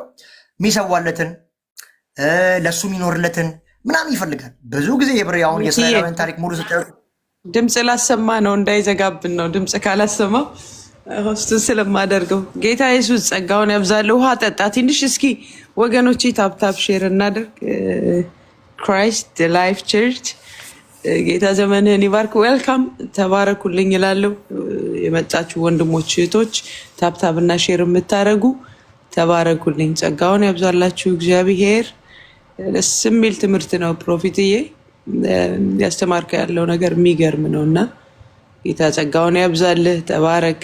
እንቀጥላለን። ጥያቄ ያላችሁ ክርክርን የምትፈልጉ ይሄ ትክክል አይደለም የምትሉ ደግሞ ትምህርቱ ሲያልቅ ዋን ባይ ዋን ጥያቄ እየጠየቅን እንቀጥላለን ለጥቂት ጊዜ እና ደስ ይላል። እኔ በጣም ደስ ብሎኝ ነው ትምህርቱን እያዳመጥኩ ያለሁት እና ጥያቄ ያላችሁ አንዳንድ ሰዎች በውስጥ አንዳንድ ጥያቄዎች እየጻፉልኝ ነው። ይቀጥላል። በደንብ እስኪጨርስ ካልጠበቅ ነው ግን ጀጅመንቱ በጣም ይፈጥናል እና ተባረኩልኝ። ጸጋ ይብዛላችሁ። ፕሮፊት እየቀጥል ሼር እና ታብታብን ቀጥሉ። ተባረኩ ወገኖች። ቴክ ዩር ታይም ጊዜ ከፈለክ። እሺ ሰውና አብርሃም ጋር ይመጣል። ያው ከዛ ይስሐቅ ያዕቆብ ስሙን ይቀየራል። መላው እስራኤል ጋር እግዚአብሔር አብዝቶ ይፈልጋቸዋል። አብዝቶ ግን ከሱ ይሸሸው ነበረ። ከዛ በኋላ የምታውቁት ታሪክ ነው። ያው በቃ ይህን ታሪክ እንግዲህ ያው ብዙዎቹ በጌታ ስለሆኑ መጽሐፍ ቅዱስ ስለሚያጠኑ ጀስት እዛ ነገር ላይ ብዙም እንትን ማለቱ የሚያውቁት ስለሆነ ሃይላይት ሊድ ከዛ በኋላ በቃ ይሆናል። ዘፍጥረት መጽሐፍ ያልቃል። ከዛ ግብፅ ይገባሉ። ከዛ ይወጣል። ከዛ ደግሞ ሌዋውያኖች ያው በተዘጋጀላቸው መሰረት ክህነቱን ሁሉ ነገር ይቀጥላሉ። ከዛ ዘጸአት ላይ እንደዛ ይፈጠራል። አምስቱ ካለቀ በኋላ ኢያሱ ሙሴ መጨረሻ ላይ ይሞታል። ኢያሱ ይቀበላል። ከዛ መሳፍንት ዘመኖች አሉ። እግዚአብሔርን ይተዋሉ። ሰው እግዚአብሔር መሳፍንት ያስነስላቸዋል፣ ነፃ ያወጣሉ። አሁንም እግዚአብሔር ይተዋሉ። ወደ ጣዖት አምልኮ ይሄዳሉ። ወደ ሬምፋ፣ ወደ ሞሎክ፣ ወደ ተለያዩ መናፍስት ጠሪዎች ጋር ይሄዳሉ። አሁንም እግዚአብሔር ይፈልጋቸዋል፣ ይተዋቸዋል፣ ይመልሳቸዋል። እንደዛ እያለ ብቻ እግዚአብሔር ግን የራሱን ሕዝብ ለይቶ ነበር፣ ሰሌክት አድርጎ ነበር እንዲያመልኩት፣ ወርሺፕ እንዲያደርጉት። ግን በማል ያምፁበታል፣ ዋርፋየር ያደርጋሉ። አዘሴም ታይም እዚህም አሁን ሰዎች እንትን ካሉ በራሱ እግዚአብሔር ላይ ኦፌንድ የሚያደርጉ ሰዎች ልክ እንደዛ ይመስለኛል። አንዳንዴ ተው እያላቸው ያው እንግዲህ ማምለክ ባይሆንም በኃጢአት ውስጥ ጸንቶ መኖር ግን ጀስት ከዛ ያልተናነሰ ነገር ነው። እዚህ ማለት ጸጋው ከዛ ነፃ ካላወጣው እንጃ ብቻ እንዴ ብዬ እንደምላቸውና እግዚአብሔርን በብሉይ ኪዳን እንዳታገሉት እስራኤላውያን በዚህም ዘመን ያለ አንዳንድ ሰዎች ያታገሉታል ብዬ አስባለሁና መሳፍን ዘመን እንደዚህ ሆነ። ሩትን፣ ሳሙኤል ምናምን የምታውቁት የታሪክ መጽሐፍት ነው። ከዛ እያለ ወደ በጣም ደግሞ በቃ ፕሮፌቶች ጋር እግዚአብሔር ለሁለቱም ለዚህ ለደቡቡ እስራኤልም ለምስራቁም ለሰሜኑም እስራኤል ለአስሩና ለሁለቱ ነገዶች በጣም ነቢይ ያስነሳ ነበር። በተደጋጋሚ ጊዜ ይናገራቸው፣ ይገጻቸዋል። አሁንም እዛው ናቸው። እንደዛ እያለ ያው እንግዲህ የመሲሁ ጊዜ ይመጣል። ያው ዳርክ ሄጅ ይሆናል። ከ400 ዓመት በኋላ ያው የመጥምቁ ዮሐንስ በኤልያስ መንፈስ ሄዶ ይመጣል። ከዛ አዲስ ገዳ የሆነ ይቀጥላል። ሰው ምንድን ነው ልል የፈለግኩት ሲባል እግዚአብሔር የሚያመልከውን ይፈልግ ነበር። እስራኤል በዛ ውስጥ ትሬንድ ውስጥ አልፋለች። ከዛ አዲስ ኪዳን ክራይስት እንደተባለለት መጣ። በዳዊት ዙፋን የሚነግሰው መጣ። አወላለዱ የሚጠብቁት በንግስና እንኳን ቢሆንም እሱ የመጣው በጣም ዝቅ ባለ መንገድ በበረት ውስጥ ተወልዶ ምናምን ጌታ ኢየሱስ ሲመጣ ታያላችሁ። ያው አዲስ ኪዳን ሲመጣ አንዳንዶች እኮ ጌታን ተቀብሏሉ። ብዙ ጅውሾች በተለይ የኢየሩሳሌሟ ቤተክርስቲያን ሚላት ላይ እኮ ሐዋርያት ስራ ምዕራፍ 3 ላይ አክቹዋሊ ምዕራፍ 2 ላይ 3000 ሰዎች ተቀበሏሉ። 3000 ሰዎች አሕዛቦች አይደሉም። ይሄ የፔንቴኮስቴን በዓል በብሉይ ኪዳን 7 በዓላቶች አላቸው። የፋሲካ፣ የነዶ፣ የመወዝወዝ፣ የቂጣ ምናምን በዓል የሚሉት ከነዛ በዓል መካከል አንዱ ፔንቴኮስቴ ነው። ስለዚህ ይህም በዓላኛ 50ኛውን ቀን ስለሚያከብሩ ተበትነው ስለነበር እስራኤል ከተበተኑበት ይመጣሉ። ሐዋርያት ሥራ ምዕራፍ 2 ላይ የዛኔ ነው ይህ ሁሉ ጉድ የሚፈጸመው። ጌታ ኢየሱስ 40 ቀን ታያቸው፣ ገለጠላቸው። ካረገ ወይዘን ተንዳይ ከ10 ቀን በኋላ ደግሞ ጌታ ኢየሱስ 40 ቀን ከነሱ ጋር ነበር፣ ይታያቸው፣ ይገለጥላቸው ነበረ። ከእሱ ካረገ በኋላ መላእክት ሐዋርያት ሥራ ምዕራፍ 1 ላይ ከነገሯቸው በኋላ ወደ ኃይል ሳትቀበሉ አትውጡ ይላቸዋል። ለጸሎት ይገባሉ። ከ10 ቀን በኋላ መንፈስ ቅዱስ በልዩነት መጣ። ይህ ማለት መንፈስ ቅዱስ የመጣው ሐዋርያት ሥራ ምዕራፍ 2 ላይ አይደለም። ባይዘ መንፈስ ቅዱስ አምላክ ነው፣ ከዘላለም የእግዚአብሔር መንፈስ ነው። በዚህ በዘፍጥረት ምዕራፍ 1 ቁጥር 2 ላይ የእግዚአብሔር መንፈስ በኋላ ይሰፈው ነበር ይላል እና መንፈስ ቅዱስ በብሉይ ኪዳንም እየሰራ ይመላለስ ነበር። አሁን ግን ኢንክራይስት ስለሆነ ለዘላለም ከኛ ጋር ሊኖር መጥቷል ማለት ነው። ስለዚህ እግዚአብሔር አላዳለም። እዚህ ሮሜ ምዕራፍ 9 10 ስታጠኑ በጣም የሚጨንቀኝ ጉዳይ ስለ ወገኖቼ ስለ እስራኤል ነው ይላል ባይዘው ራሱ ጳውሎስ እና በቃ በጣም ጨንቆኛል ምናምን የሚለው ግን ፔሪድ ነበሩ። አያችሁ እዛ ጋር በተስፋ ለአብርሃም ተነግሯል። ጊዜው ሲደርስ ደግሞ በተስፋው አማካኝነት ምን ሆነ ማለት ነው። በከፊል በድንዳኔ ሲያልፉት ያላችሁ ሮሜ ምዕራፍ 9 10 11 ስለ እስራኤል ታሪክ የተገናኘ ስለሆነ ስለዛ አንዳንድ ጁሾች እዛው ሐዋርያት ሥራ ላይ ብዙ ጁሶች ጌታን ተቀብለዋል። ምዕራፍ 2 ላይ 3000 ሰዎች ከዛ ምዕራፍ 4 ላይ የተወሰኑ እየተጨመሩ ይበዙ ነበር ይላል። እነዛ ባይዘዌ እነዚህ በተለይ እነዚህ አማድ የሚባሉ ሐዋርያቶች ኢቭን ከኢየሩሳሌም ወጥተው እንዲሰብኩ አልተደረጉም መጀመሪያ። ስለዚህ እዛው ኢየሩሳሌም ሰርክሎች ሲሰብኩ የነበሩት ለጁሾች ነው ኮንፈርም ሲያደርጉ የነበሩት ነቢያትን እያጣቀሱ ያብራሩላቸው ጌታ እሱ ክርስቶስ ኢየሱስ እንደሆነ ያብራሩላቸው ነበር። እነዚህ ፈሪሳውያኖች የገደሉትን እግዚአብሔር ግን የሞትን ጣራ አንስቶ ያስነሳውን እሱ የናዝሬቱ ኢየሱስ በደላችንን አመፃችንን በሱ ላይ አኖረ ብለው ዲክሌር ያደርጉ ነበር እና የተወሰኑ ሰዎች አይሁዳውያኖች ጌታን ተቀብለዋል በመጀመሪያው በወንጌል ጉዞ በሐዋርያት ጉዞ ላይ። ከዛ በኋላ አልፎ ምን ይሆናል? ወደ ሐዋርያት ሥራ ምዕራፍ 7 ላይ እስጢፋኖስ ለድቁናን የመጣው ወንጌል ሰብኮላቸው አብርሃም ከኦር ወጥቶ እስከ ከለዳውያን እስከ ክርስቶስ ትንሣኤ ድረስ ያወራላቸዋል። ምዕራፍ 8 ላይ ደግሞ ፊልጶስ ወደ ሰማርያ ይገባል። እሱም ለድቁና የመጣው ወንጌልን ሰበከ። ሰማርያውያን ጋር አትሂዱ ተብሎ ነበር። ከዛ ቤተክርስቲያን ላይ ስደት ተነሳ በስጢፋኖስ መሞት ምክንያት። ከዛ ቤተክርስቲያን ወደ ሰማርያ ከዛ እያለ ሲሄድ አሁን የጳውሎስ ስራ ይዛኔ በቃ ማሰደድ ነበረ። ወደ ደማስቆ የሄደ ጳውሎስን ያገኘዋል። ምላችሁ ፈልጌ ነው ሁሉም እስራኤላውያኖች አይደሉም ያልዳኑት። የተወሰኖቹ ጥቂቶቹ ሮሜ ምዕራፍ 9 እንደሚናገር ተቀብለዋል በመጀመሪያ ሚስዮናዊ። አብዛኛዎቹ ግን ምንድን ልባቸው በድንዳኔ ውስጥ አለፈ። ስለዚህ እግዚአብሔር ሉዓላዊ ነው። አሁን ሉዓላዊ ነው። ብሉይ ኪዳን የኔ እያላቸው ነበር፣ ትቻችሁ ነበር፣ አሁን ግን አለሁላችሁ ይላቸው ነበር። አሕዛብስ በተስፋ ፕሮፌሳይ ተደርጎላቸው ተስፋው እስኪፈጸም ድረስ አሕዛብ ደግሞ ምንድን ነበር? ተረስቶ ነበር። አዲስ ኪዳን ሲመጣ ደግሞ ከፊሎቹ ኢንክራይስት ሆነዋሉ። አይሁድም ግሪክም ሴትም ወንድም የለም ስለሚል ልክ እንደዛው ከፊሎቹ አምነዋል። ከፊሎቹ ደግሞ በድንዳኔ ያው የልጆቻችሁን በእናንተ ላይ ምናምን ብሎ በወንጌላት መጨረሻ ላይ ይናገራል ጌታ ኢየሱስ ክርስቶስን ባሰቀሉበት ጊዜና ያ ሆነ ማለት ነው። ስለዚህ እግዚአብሔር ፌር ነው። አዎ ፌር ነው። አሁን የአሕዛብ ሙላት ነው። አዎ በጸጋ በእምነት የሚዳንበት ጊዜ ነው። አሁን ይሄ የአሕዛብ ሙላት ነው። ሁሉም ዓለም ላይ ያሉት አሕዛቦች ሁሉ በጌታ በኢየሱስ ክርስቶስ አዳኝነት አምላክነት አምነው የዘላለም ሕይወት የሚያገኙበት ነው። ከፊሎቹ ደግሞ በድንዳኔ ውስጥ አልፈዋሉ። እነሱም ጊዜ ያላቸው ቤተክርስቲያን ትነጠቃለች። አፍተር ዘን 7 ዓመት መከራ ይሆናል። ከዛ በኋላ እዚህ ላይ ብዙ አይነት ፐርስፔክሽን ያላቸው ሰዎች አሉ። የኔ ፐርስፔክሽን ነው። ከዛ ሺህ ዓመት መንግስት፣ ከዛ አብረን ነው የሞቱት ይነሳሉ ምናምን። ከዛ ሺህ ዓመት መንግስት ውስጥ የሚያምኑ ሰዎች ጋር አንድ ላይ ኢየሩሳሌም የምንገባው ማለት ነው። ምን ልል ፈልጌ ነው? እግዚአብሔር አያዳላም በቅድስናው ወደዚህም ወደዛም አይልም። ስለዚህ ምን እያለ ነው እዚህ ዘሌዋውያን ላይ እኔ ቅዱስ ነኝና እናንተ አምላካችሁ ቅዱስ እንደሆንኩኝ እናንተም ቅዱሳን ሁኑ ተብሎ ተጽፏል። ስለዚህ ጴጥሮስ ይህን ቃል መዘዝ አድርጎ ያመጣውና በአንደኛ ጴጥሮስ መዞ ያመጣውን እንደዚህ ይላል። በአንደኛ ጴጥሮስ ምዕራፍ 1 ቁጥር 15 ላይ ባይዞ ስለ ቅድስና ሲሰበክ በጣም የሚያማቸው ሰዎች አሉ። እሺ እነዚህ እንትናቸው ኮመንታቸው ምን አይታችሁ እንዳይደበራችሁ።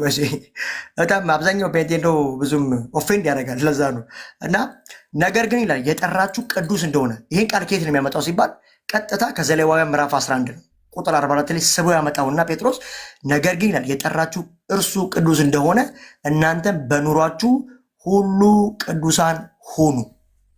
ምክንያቱም ይላል እኔ ቅዱስ ነኝና እናንተም ቅዱሳን ሁኑ ተብሎ ተጽፏል። ስለዚህ አሁን ኢንክራይስቶ የሆነ ሰው በጌታ የዳነ ሰው በቃ የፍቅር ግዴታው ምንድነው? ለእግዚአብሔር መኖር፣ ሌላ ምንም አይደል። እኔ ቅዱስ ነኝና ይሄ ጥቅስ የሚገኘው ዘሌዋውያን ምዕራፍ 11 ቁጥር 44 ላይ ቁጥር 16 ማለት ነው። ስለዚህ ይሄን ይመስላል ማለት ነው። ሮሜ ምዕራፍ 6 ላይ ምን የሚል ቃል አለ? በዚህ አጋጣሚ በደንብ እንግዲህ ሰዓት ስለሰጠኝ በደንብ ነው እንትን ብለው ጀስት በዚህ አጋጣሚ ብሬ ጥያቄ የሚጠይቁ ሰዎች ምናምን ጀስት ብዙም እንዳይደብርሽ ማለት የተለያዩ ትምህርቶች ስላሉ ስለ ሳሊቬሽን ምናምን ሁሉም ፐርስፔክቲቫቸው የተለያየ ስለሆነ በጣም ሁላችንም አንድ የምንሆነው ባይዘ ድንናለኝ ነው ብቻ ነው። ሌላው ተመርጬ ዳንኩት ይላል። ትምህርቱን ቀጥል። አንደኛ ዲቤት ምናምን የሚሉ ልጆች አሉ። እዚህ ቤት ዲቤት ምናምን የሚባል ነገር የለም።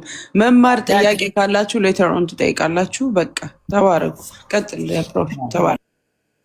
ባይ ብዙ እንትን እንዳይልሽ ነው መልስም አትመልሽላችሁ እና እዚህ ሮሜ ምዕራፍ 6 ላይ እንግዲህ ምን ይሁን ከሕግ በታች ሳይሆን ከጸጋ በታች በመሆናችን ኃጢአት እንስራን?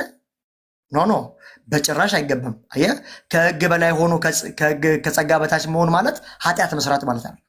ለምትሰራው ኃጢአት ኢንተርናል ሴኩሪቲን መጥቀስ ማለት አይደለም። ስታጠፋ በምልጃ በኩል በሊቀ ካህን ንስሐ መግባት ከዛ በኋላ ህብረትን ማስጠበቅ አለብህ ከጌታ ጋር እንጂ እንደፈለክ እየኖርክ ስለማልጠፋ ቃልክ ይህ መጽሐፉም አያውቀውም እንኳን የሰበከ የጸጋ ሰባኪ ይቅርና።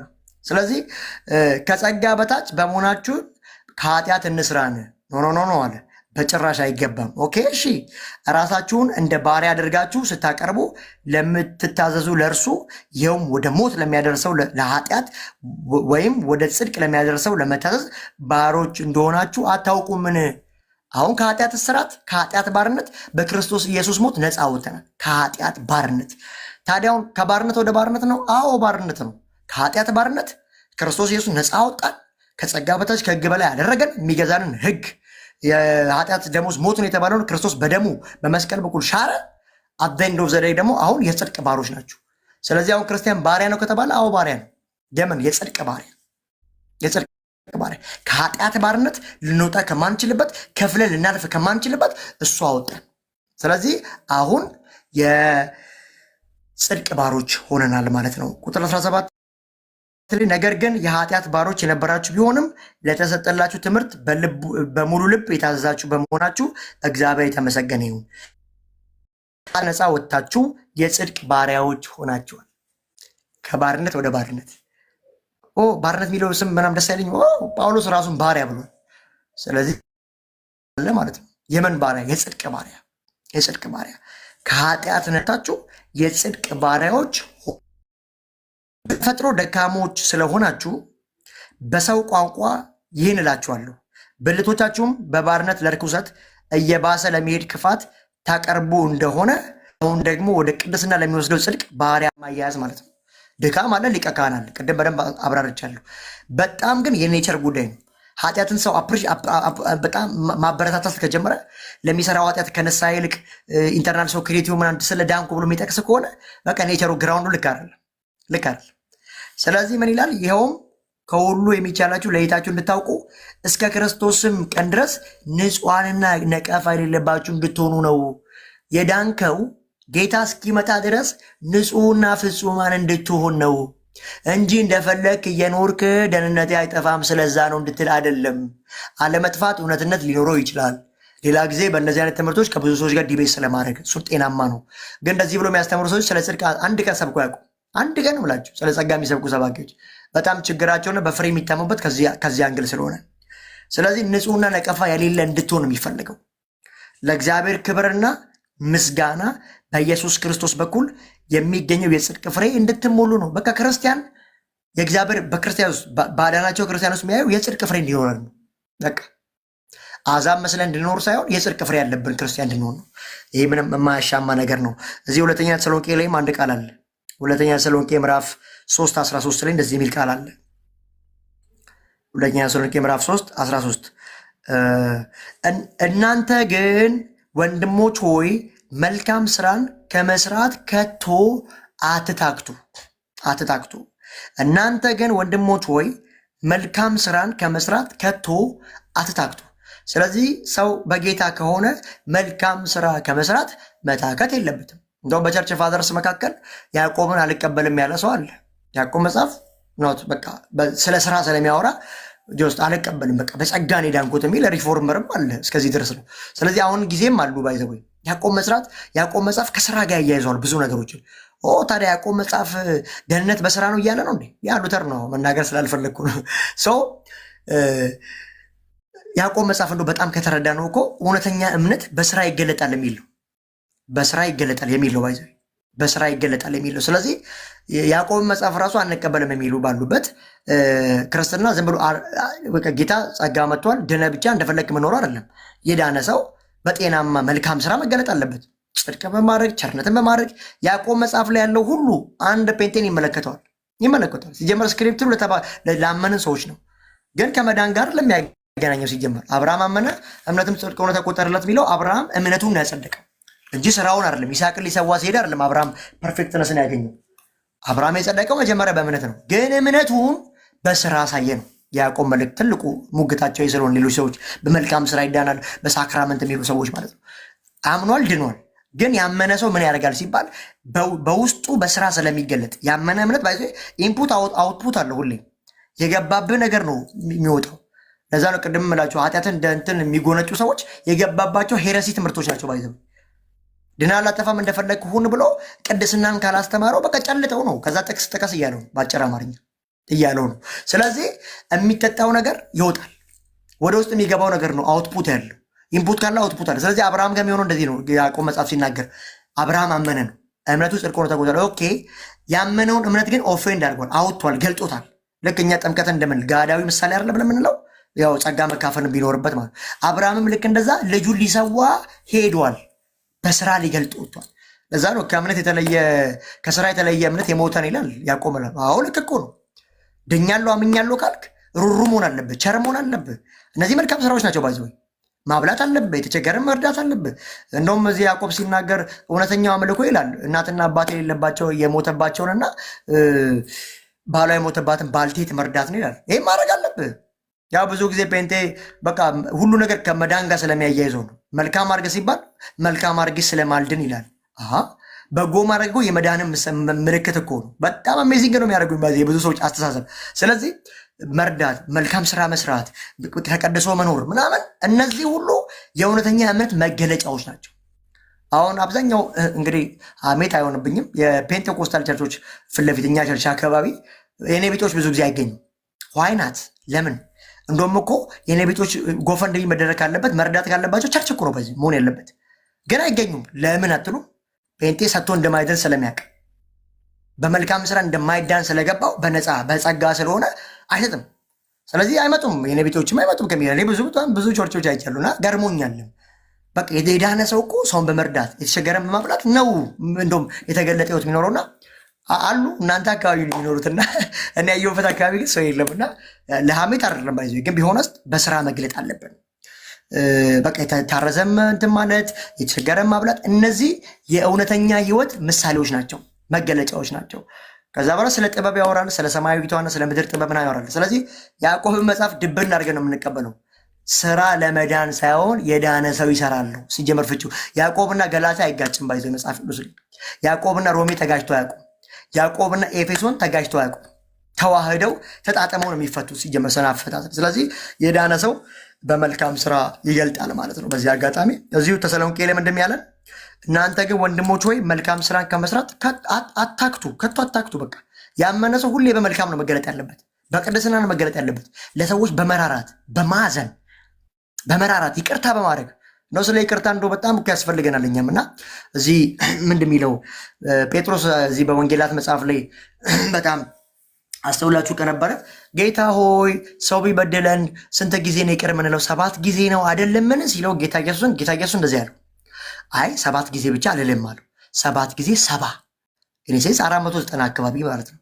ስለዚህ ፍራክሽናል ሞመንት ብትበደሉ እንኳን 490 ጊዜ ምህረት ማድረግ አለባችሁ። የክርስትና ትምህርት ይሄ መራራ ነው፣ መዋጥ ያስፈልጋል። እናንተ አስቀይማችሁ እኮ አይደለም እሱ አስቀይሟችሁ ያ ሰው በድሏችሁ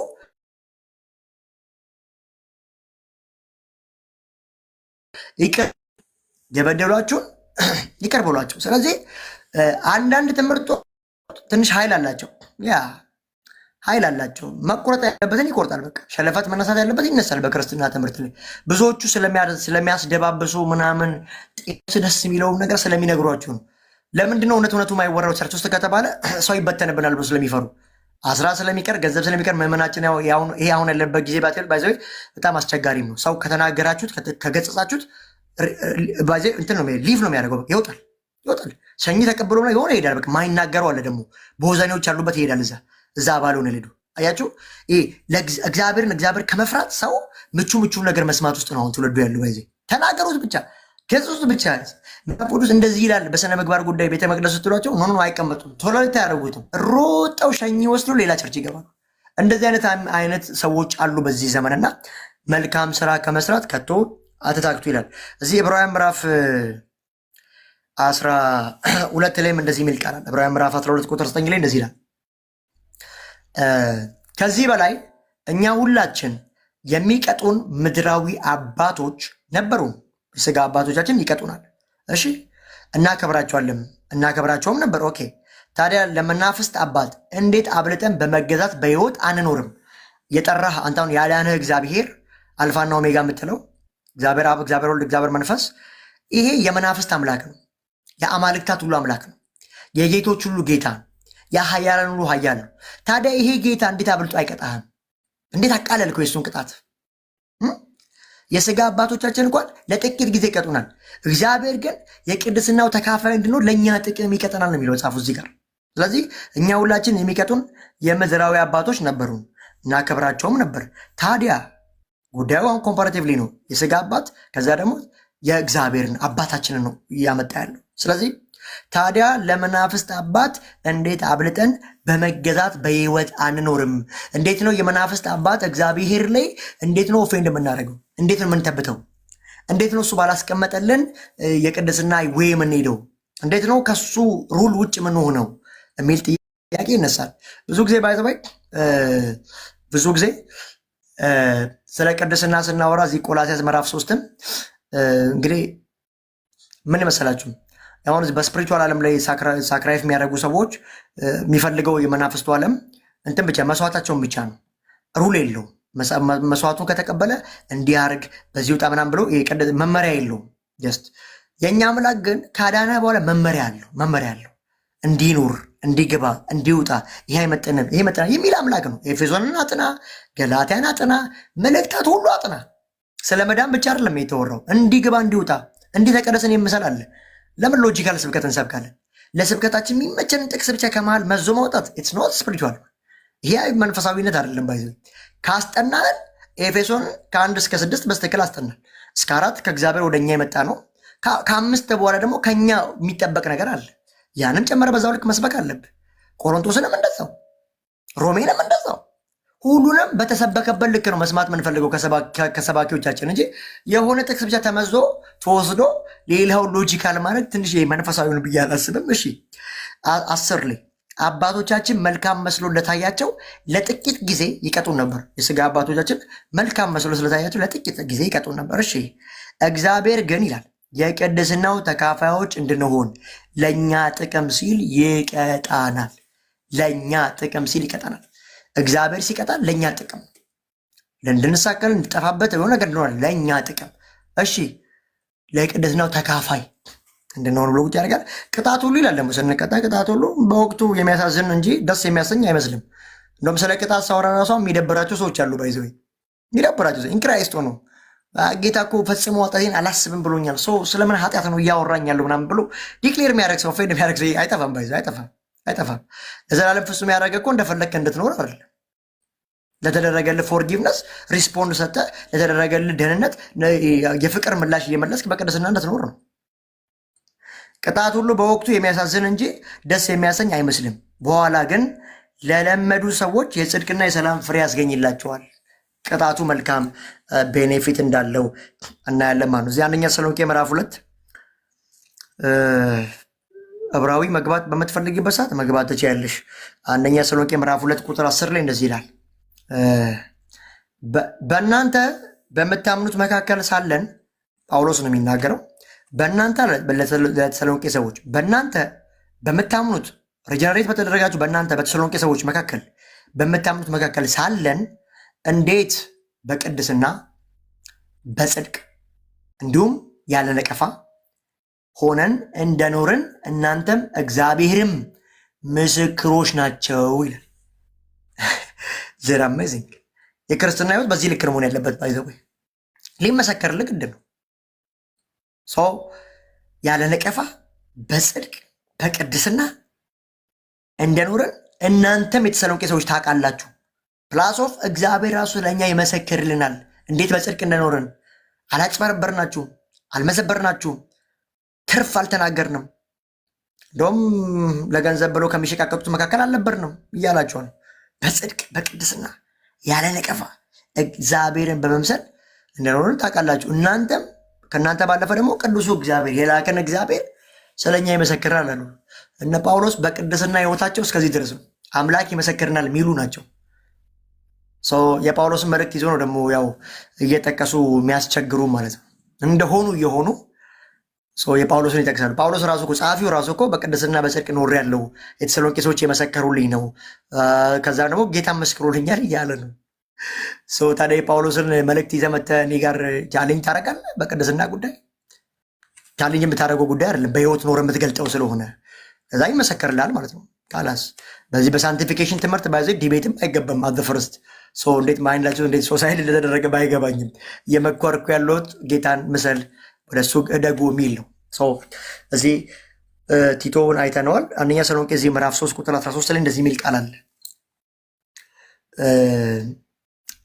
ጌታችን ኢየሱስ ክርስቶስ ከቅዱሳን ሁሉ ጋር በሚመጣበት ጊዜ በአምላካችንና በአባታችን ፊት ነቀፋ የሌለባችሁና ቅዱሳን ሆናችሁ እንድትገኙ ልባችሁን ያጽና።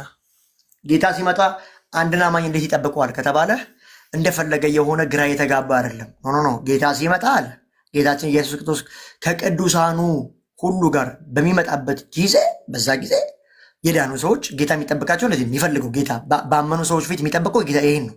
ምን ከተባለ ያለ ነቀፋ የሌለበት ቅዱስ ሆናችሁ እንድትገኙልኝ ልባችሁን ያጽና።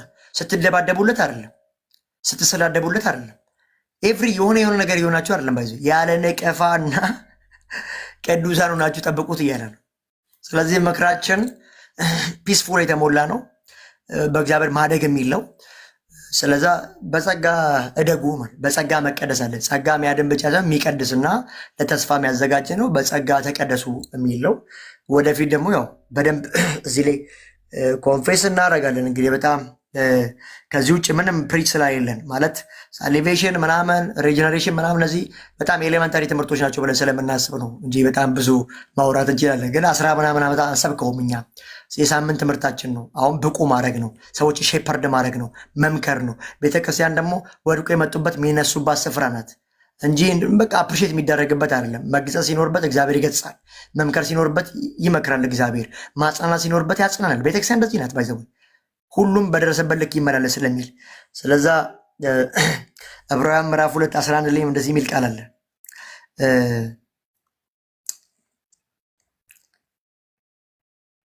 ያ አንደኛ ጴጥሮስ ምዕራፍ 2 ቁጥር 24 ላይ እንደዚህ የሚል ቃል አለ። አንደኛ ጴጥሮስ ምዕራፍ 2:24 ላይ እንደዚህ ይላል፣ ለኃጢአት ሞተን ለጽድቅ እንድንኖር እርሱ ራሱ በሥጋው ኃጢአታችንን በእንጨት መስቀል ላይ ተሸከመ፣ በእርሱ ቁስል እናንተ ተፈውሳችኋል። ምን እያወራ ነው ከተባለ ለኃጢአት ሞተናል። ለኃጢአት ለጽድቅ እንድንኖር። ሰው ለኃጢአት ከሞተ ለምን ይኖራል ከተባለ ለጽድቅ ነው የሚኖር። አለቀ። 4 ነጥብ ነው። ለኃጢአት ሞተን ለጽድቅ እንድንኖር እርሱ ማን? ክርስቶስ ራሱ በሥጋው በኩል ኃጢአታችንን በእንጨት በመስቀል ላይ ተሸከመ። ኦኬ፣ በእርሱ ቁስል እናንተ ተፈውሳችኋል። ስለዚህ ለኃጢአት ሞተናል። እሺ፣ ለጽድቅ እንድንኖር ነው እግዚአብሔር ያዳነን ነው። ለጽድቅ እግዚአብሔር ለሚመስል ህይወት ሰዎች ጌታ በሱ ውስጥ ያለው ጌታ። ለዛ ማቴዎስ ወንጌል ላይ ሲናገር እኮ መልካሙ ህይወታችሁን አይተውት ይላል፣ በውስጣችሁ ያለውን አምላክ ያከብሩታል።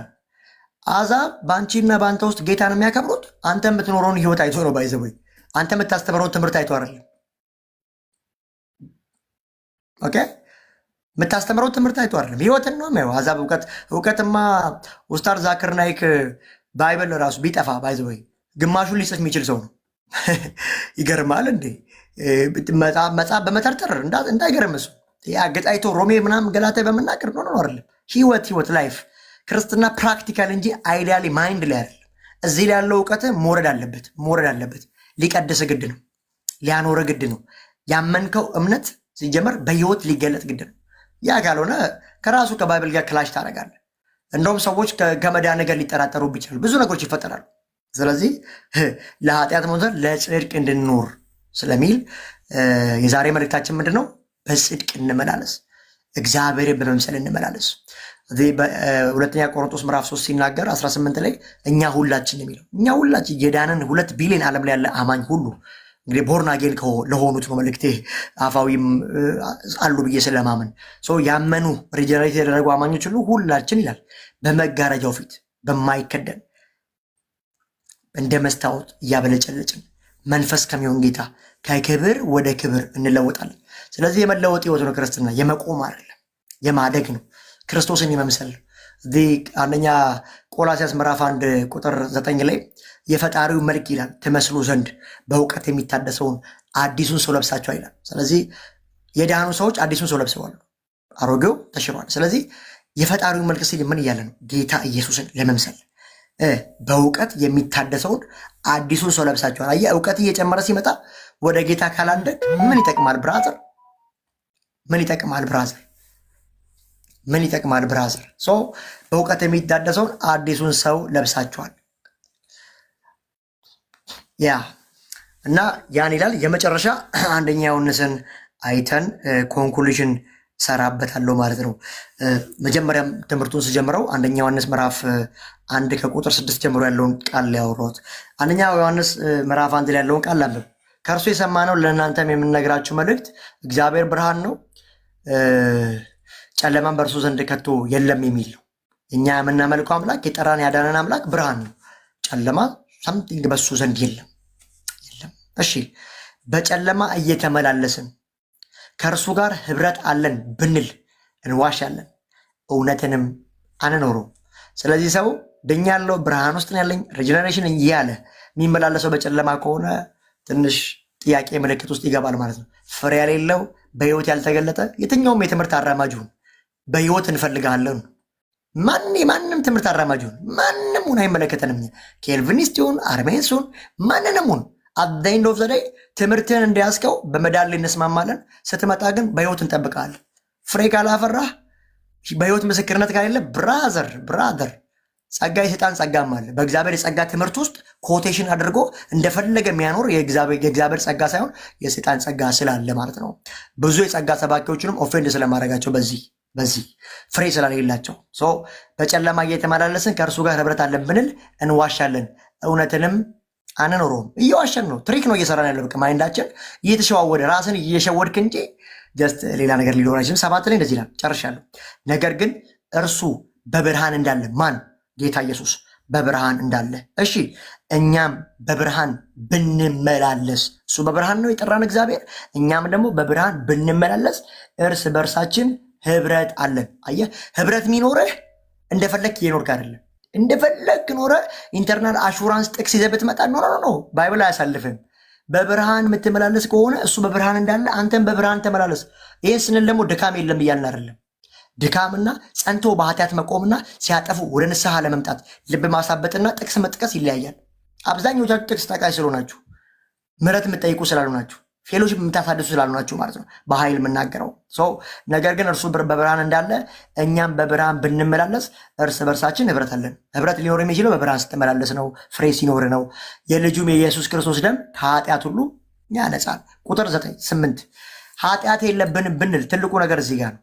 ልክ ጌታን መቀበል ማለት ማመን ማለት 100% ፍጹም መሆን ማለት አይደለም። ወደ ፍጽምና ወደ ክርስቶስ ኢየሱስ ወደ መምሰል ማደግ ስለሆነ መጽሐፍ የሚያስረዳን። ስለዚህ ኃጢአት የለብንም ብንል ፐርፌክት ስንድን 100% ኃጢአት የማይሰራ ክልል ውስጥ አልገባንም። በጣም ጥንቃቄ ውስጥ ግቡልኝ።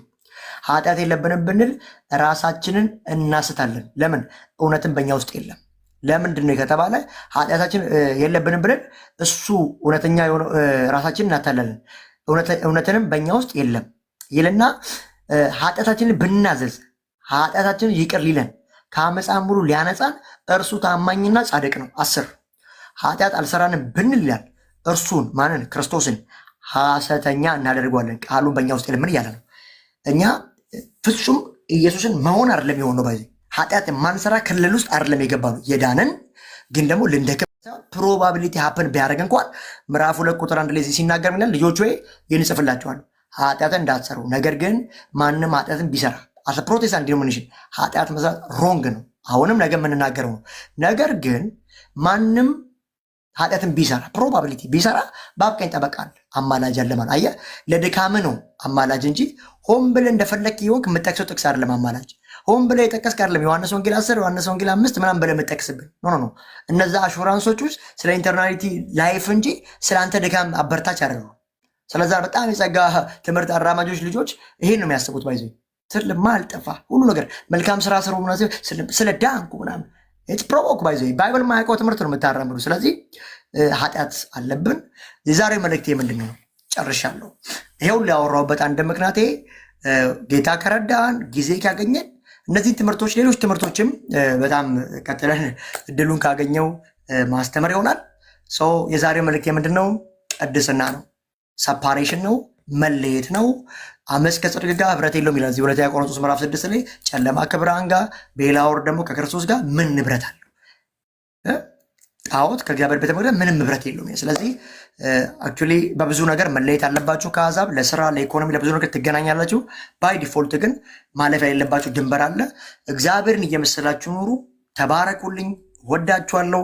እግዚአብሔር ለዛ እዚህ ዕብራውያን ምዕራፍ 12 ላይ ለመቀደስን ፈልጉ ይላል። ለመቀደስ ፈልጉ፣ እርሱም መስላችሁ መኖር ቻሉ። እግዚአብሔር ይርዳችሁ። ተባረኩልኝ። ወዳችኋለሁ። ዕብራዊት ቀጥይ። ጸጋ ይብዛልህ። ሃሌሉያ። አይሆፕ ፓርትቱ ኔክስት ዊክ ይሆናል ብዬ ጠብቃለሁ። ያልተዘጉ ብዙ አሉ። አንተም መቀጠል ያለብህ ግን ደግሞ ከሰዓት አኳያ ረዥም ሰዓት አስተማረና ፕሮፊትዬ ሲመች ብቀተልና ፓርትቱ ኔክስት ዊክ ይኖርህ እንደሆነ ብትቀጥለው ደስ ይላል። በጣም በጣም ሞስት ኦፍ እንትኑ እዚህ ጋር የማየው ኮሜንት ፖዚቲቭ ነው። አንዳንዶች ያው ትጨናነቃላችሁ። አትጨነቁ፣ ገና እየጀመረ ስለሆነ ማስተማሩን ማለት ነው። ቢያንስ በዚህ ቤት መጨነቅ አያስፈልግም። ብዙ ጥያቄዎች ማብዛት አያስፈልግም። ሙሉን ፓኬጅ ስታዩት አይሻልም? ለክርክርም፣ ለወሬም፣ ለንግግርም ጥሩ ነው። ኢንጀነራል ግን ጌታ ይባርካችሁ። ጌታ ዘመናችሁን ይባርክ። የእውነት ባርኩት። እስኪ ወንድም ባርኩት። ተባረክ በሉት። ጸጋ ይብዛልህ በሉት። እግዚአብሔር እንደዚህ አይነት ኳይትሊ ሊያስተምሩ የሚችሉትን ወንድሞች ስናገኝ ደግሞ በጣም ልንጠቀምባቸው ነው የሚገባ። ብዙ ተማሪ ያለ፣ በጣም ብዙ አስተማሪዎች ግን ያንሱናል። አንዳንዶቻችሁ ደግሞ እዚሁም በጣም ስማርት የሆናችሁ ልታስተምሩ ጸጋ ይበዛላችሁ አላችሁ። ግን ደግሞ ያው በተለያዩ ምክንያቶች የምትፈሩ ይመስለኛል ወጥታችሁ ለማስተማር። ግን አንዳንድ ሰው ደፍሮ ሲወጣ ፍጹም እግዚአብሔር ብቻ ነው። ፍጹም የሚባል የሰው ልጅ የለም። ከተፈጠረው ከአዳም ጀምሮ እስከ ዛሬ ድረስ ፍጹም የተባለ የለም በምድር ላይ እያለ። ተባረኩ። መባረክ ብቻ ነው። ጌታ በገለጸላቸው ጸጋ መጠን ያስተምራሉ። ጸጋውን ያብዛልህ ሚኪዬ። ተባረክ፣ ይጨምርልህ ነው ምለው። አዶኒስ ሸዋ ይባረከውትካ። እግዚአብሔር ኢየሱስ ክርስቶስ ይባርክህ። ፓርትቱ ካለህ ኔክስት ዊክ እንጠብቅህ እንደሆንም አሳውቀን እና ትችላለህ። ኔክስት ዊክ ፓርትቱ ብለህ መቀጠል ትፈልግ እንደሆነ እድሉ ካለኝ ችግር እዘጋጃለሁ። መርጌታ ናቸው እንግዲህ የዚህ ቤት መሪ ጌታ። መንፈሳዊ አባት ትላለህ ወይም ንስሐ አባት ነው የሚባሉ ለእኔ። ስለዚህ እንቀጥላለን። ጌታ ኢየሱስ ዘመንን ይባርክ። ትቀጥላለህ። መርጌታ እንዴት አዩት? ተባረኩላችሁ ሙዶች። ጥያቄ ካላችሁ እንቀጥላለን። ተባረኩልኝ። እሺ ቀጥሉ። እግዚአብሔር ይመስገን። እግዚአብሔር በነገር ሁሉ ይባርክህ። የጽድቅ አገልጋይ ነህ። የጽድቅ አገልግሎት የሚባለው ይሄ ነው። ቅዱሳን ስማቸው ቅዱሳን ከሆነ ስራቸውም የቅዱሳን ስራ ነው የሚሆነው። ቅዱሳን ተብለው ግን የርኩሳን ስራ የሚሰሩ ከሆነ የታለ ቅድስና? ይሄ ነው ዛሬም ያየነው። ይሄ ነው ከቅዱሳን የሚጠበቀው የቅድስና ስራ፣ ከርኩሳን የሚጠበቀው የርኩሰት ስራ፣ የስጋ ስራ። እነዚህ የስጋ ስራ የሚለው ገላትያ የሚጠቅሳቸው በሙሉ ከማን ይጠበቃሉ? ከስጋውያን ይጠበቃሉ። ከቅዱሳን ደግሞ የቅድስናን ህይወት ይጠበቃል ማለት ነው። ክብር ለእግዚአብሔር ይሁን። አንድ ነገር አንብቤ ሊጨርስ መስለኛል። በጣም የሚገርም ነገር ነው። በጣም ገርሞኛል። እንዴት አዩት የሚል ነው የነበረ።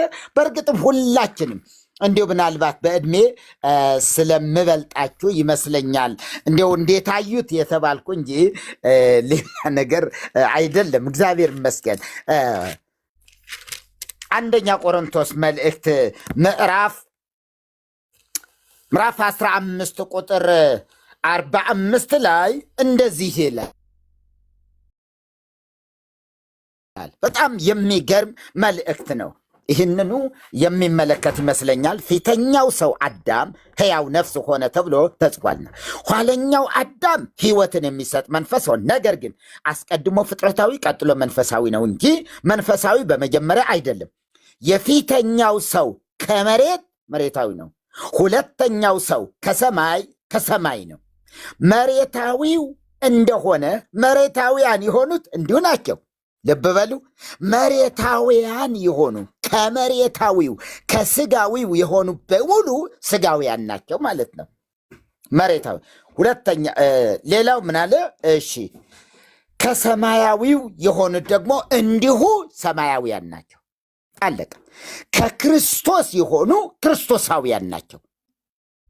ከስጋ ከአዳም የሆኑ በሙሉ ደግሞ አዳማውያን ናቸው። ይሄ ነው ዛሬ የተማርነው እና የተጠቀምነው በዚህ ርዕስ ነው። እግዚአብሔር ይባርክህ ነው የምለው እኔ። በጣም በነገር ሁሉ ጸጋውን ያብዛልህ። ስለዚህ ቅድም የሆኑ እየቆራረጥ የምትሄዳቸው እንትን ነበሩ። ምክንያቱስ ራሳቸው የቻሉ ሌላ ርዕስ ስለሆኑ አራት እንትን ቆጥር ያለው አራት በሌላ ጊዜ የምናያቸው በስፋት የምናያቸው እያልክ የሄድክባቸው አራት አሉ እና አጽንዖት ከሰጠህበት አንዱ ራሱ ማለት ነው ቲቶ 2:11 ሶስት ጊዜ ጠቅሰኸዋል። አይቻልም። ለምንድን ነው? በጣም ትኩረት ያደረክበት ከመሆኑ የተነሳ ከዚሁ ከቲቶ ሄደህ እንደገና ወደ ሄኖክ ሄድክና አካሄዱን ከእግዚአብሔር ጋር አደረገ ብለህ እንደገና ከዚያም እንደገና ወደ እስራኤል መጣ። የሚገርም አካሄድ ነው እያየሁ ስለነበረ። እግዚአብሔር ግን በነገር ሁሉ ይባርክ። ስለዚህ አራቱም እዚህ ይቆዩኝ ያልካቸው ነገሮች አሉ። እነሱን እንጠብቃለን። አይ በቃኝ፣ እንዲሁ ደክሞኛል፣ እንዲሁ ሰልችታችሁኛል እስክትል ድረስ በእኔ እምነት ይኸው ተከፍተዋል በሩ። ማንም ሊዘጋው የማይችል በር ተከፍተዋል። በቃ ተሰጥቷል። እግዚአብሔር ይመስገን። ይሄ የቅዱሳን ቤት ነው። በመንፈስ ቅዱስ እየተነዱ በመንፈስ ቅዱስ በመነዳት የትውልድን ልብ የሚያረካ እረፍትን የሚሰጥ ቃል ለሚያመጡ በሩ የተከፈተ ይመስለኛል። እብሪት ትናገረዋለች። ወለተ ኢየሱስ ነው የምላት እኔ፣ የኢየሱስ ልጅ ማለት ነው። እና ሰላም ደግሞ እንደዚሁ አመተ ኢየሱስ ብያት ነው። አመተ ኢየሱስ ማለት የኢየሱስ ባሪያ። አመተ ኢየሱስ ማለት የኢየሱስ ባሪያ። ሐዋርያት በሙሉ ራሳቸውን የጌታ የኢየሱስ ክርስቶስ ባሪያ እያሉ ይገልጡ ነበረ። እንደዚህ ናቸው እነዚህ። እግዚአብሔር ይመስገን፣ እግዚአብሔር የሰጠኝ ልጆች ናቸውና ዕብራዊትን ደግሞ የቲክቶኳ ንግሥት የሚል የቲክቶኳ ልዕልትና ንግሥት የሚል ስም ደግሞ ተደርቦላታል። ይሄ ደግሞ የቅድስናዋ ያላት ትሕትና ያላት የዋህነትን ከዚያ ተነስቶ የተሰጠ ስም ነው። አንድ ነገር ተናግሬ ልጨርስ። በኦርቶዶክስ ቤተ ክርስቲያን ቅኔ ቤት ስንሄድ፣ አቋቋም ቤት ወይ ደግሞ ዝማሬ መዋሥዕት ወይ ጾመ ድጓ ምናምን ነገር ስንሄድ ምን እናደርጋለን? እዚያ ስንሄድ እሺ ከዚህ ቦታ ነው የመጣው፣ ይሄን ትምህርት ልማር መጥቼ ነው። አዎ እሺ ማን ትባላለህ? ስም ይስጡኝ። እርሶ ስም ይስጡኝ ነው የሚባል። ስም ይስጡኝ። ከዛስ 3 ወር 3 ሳምንት ወይ ደግሞ 1 ወር ሊፈጅባቸው ይችላል። አጥንተው ከአንተ ጋር የሚሄድ ስም ይሰጣሉ።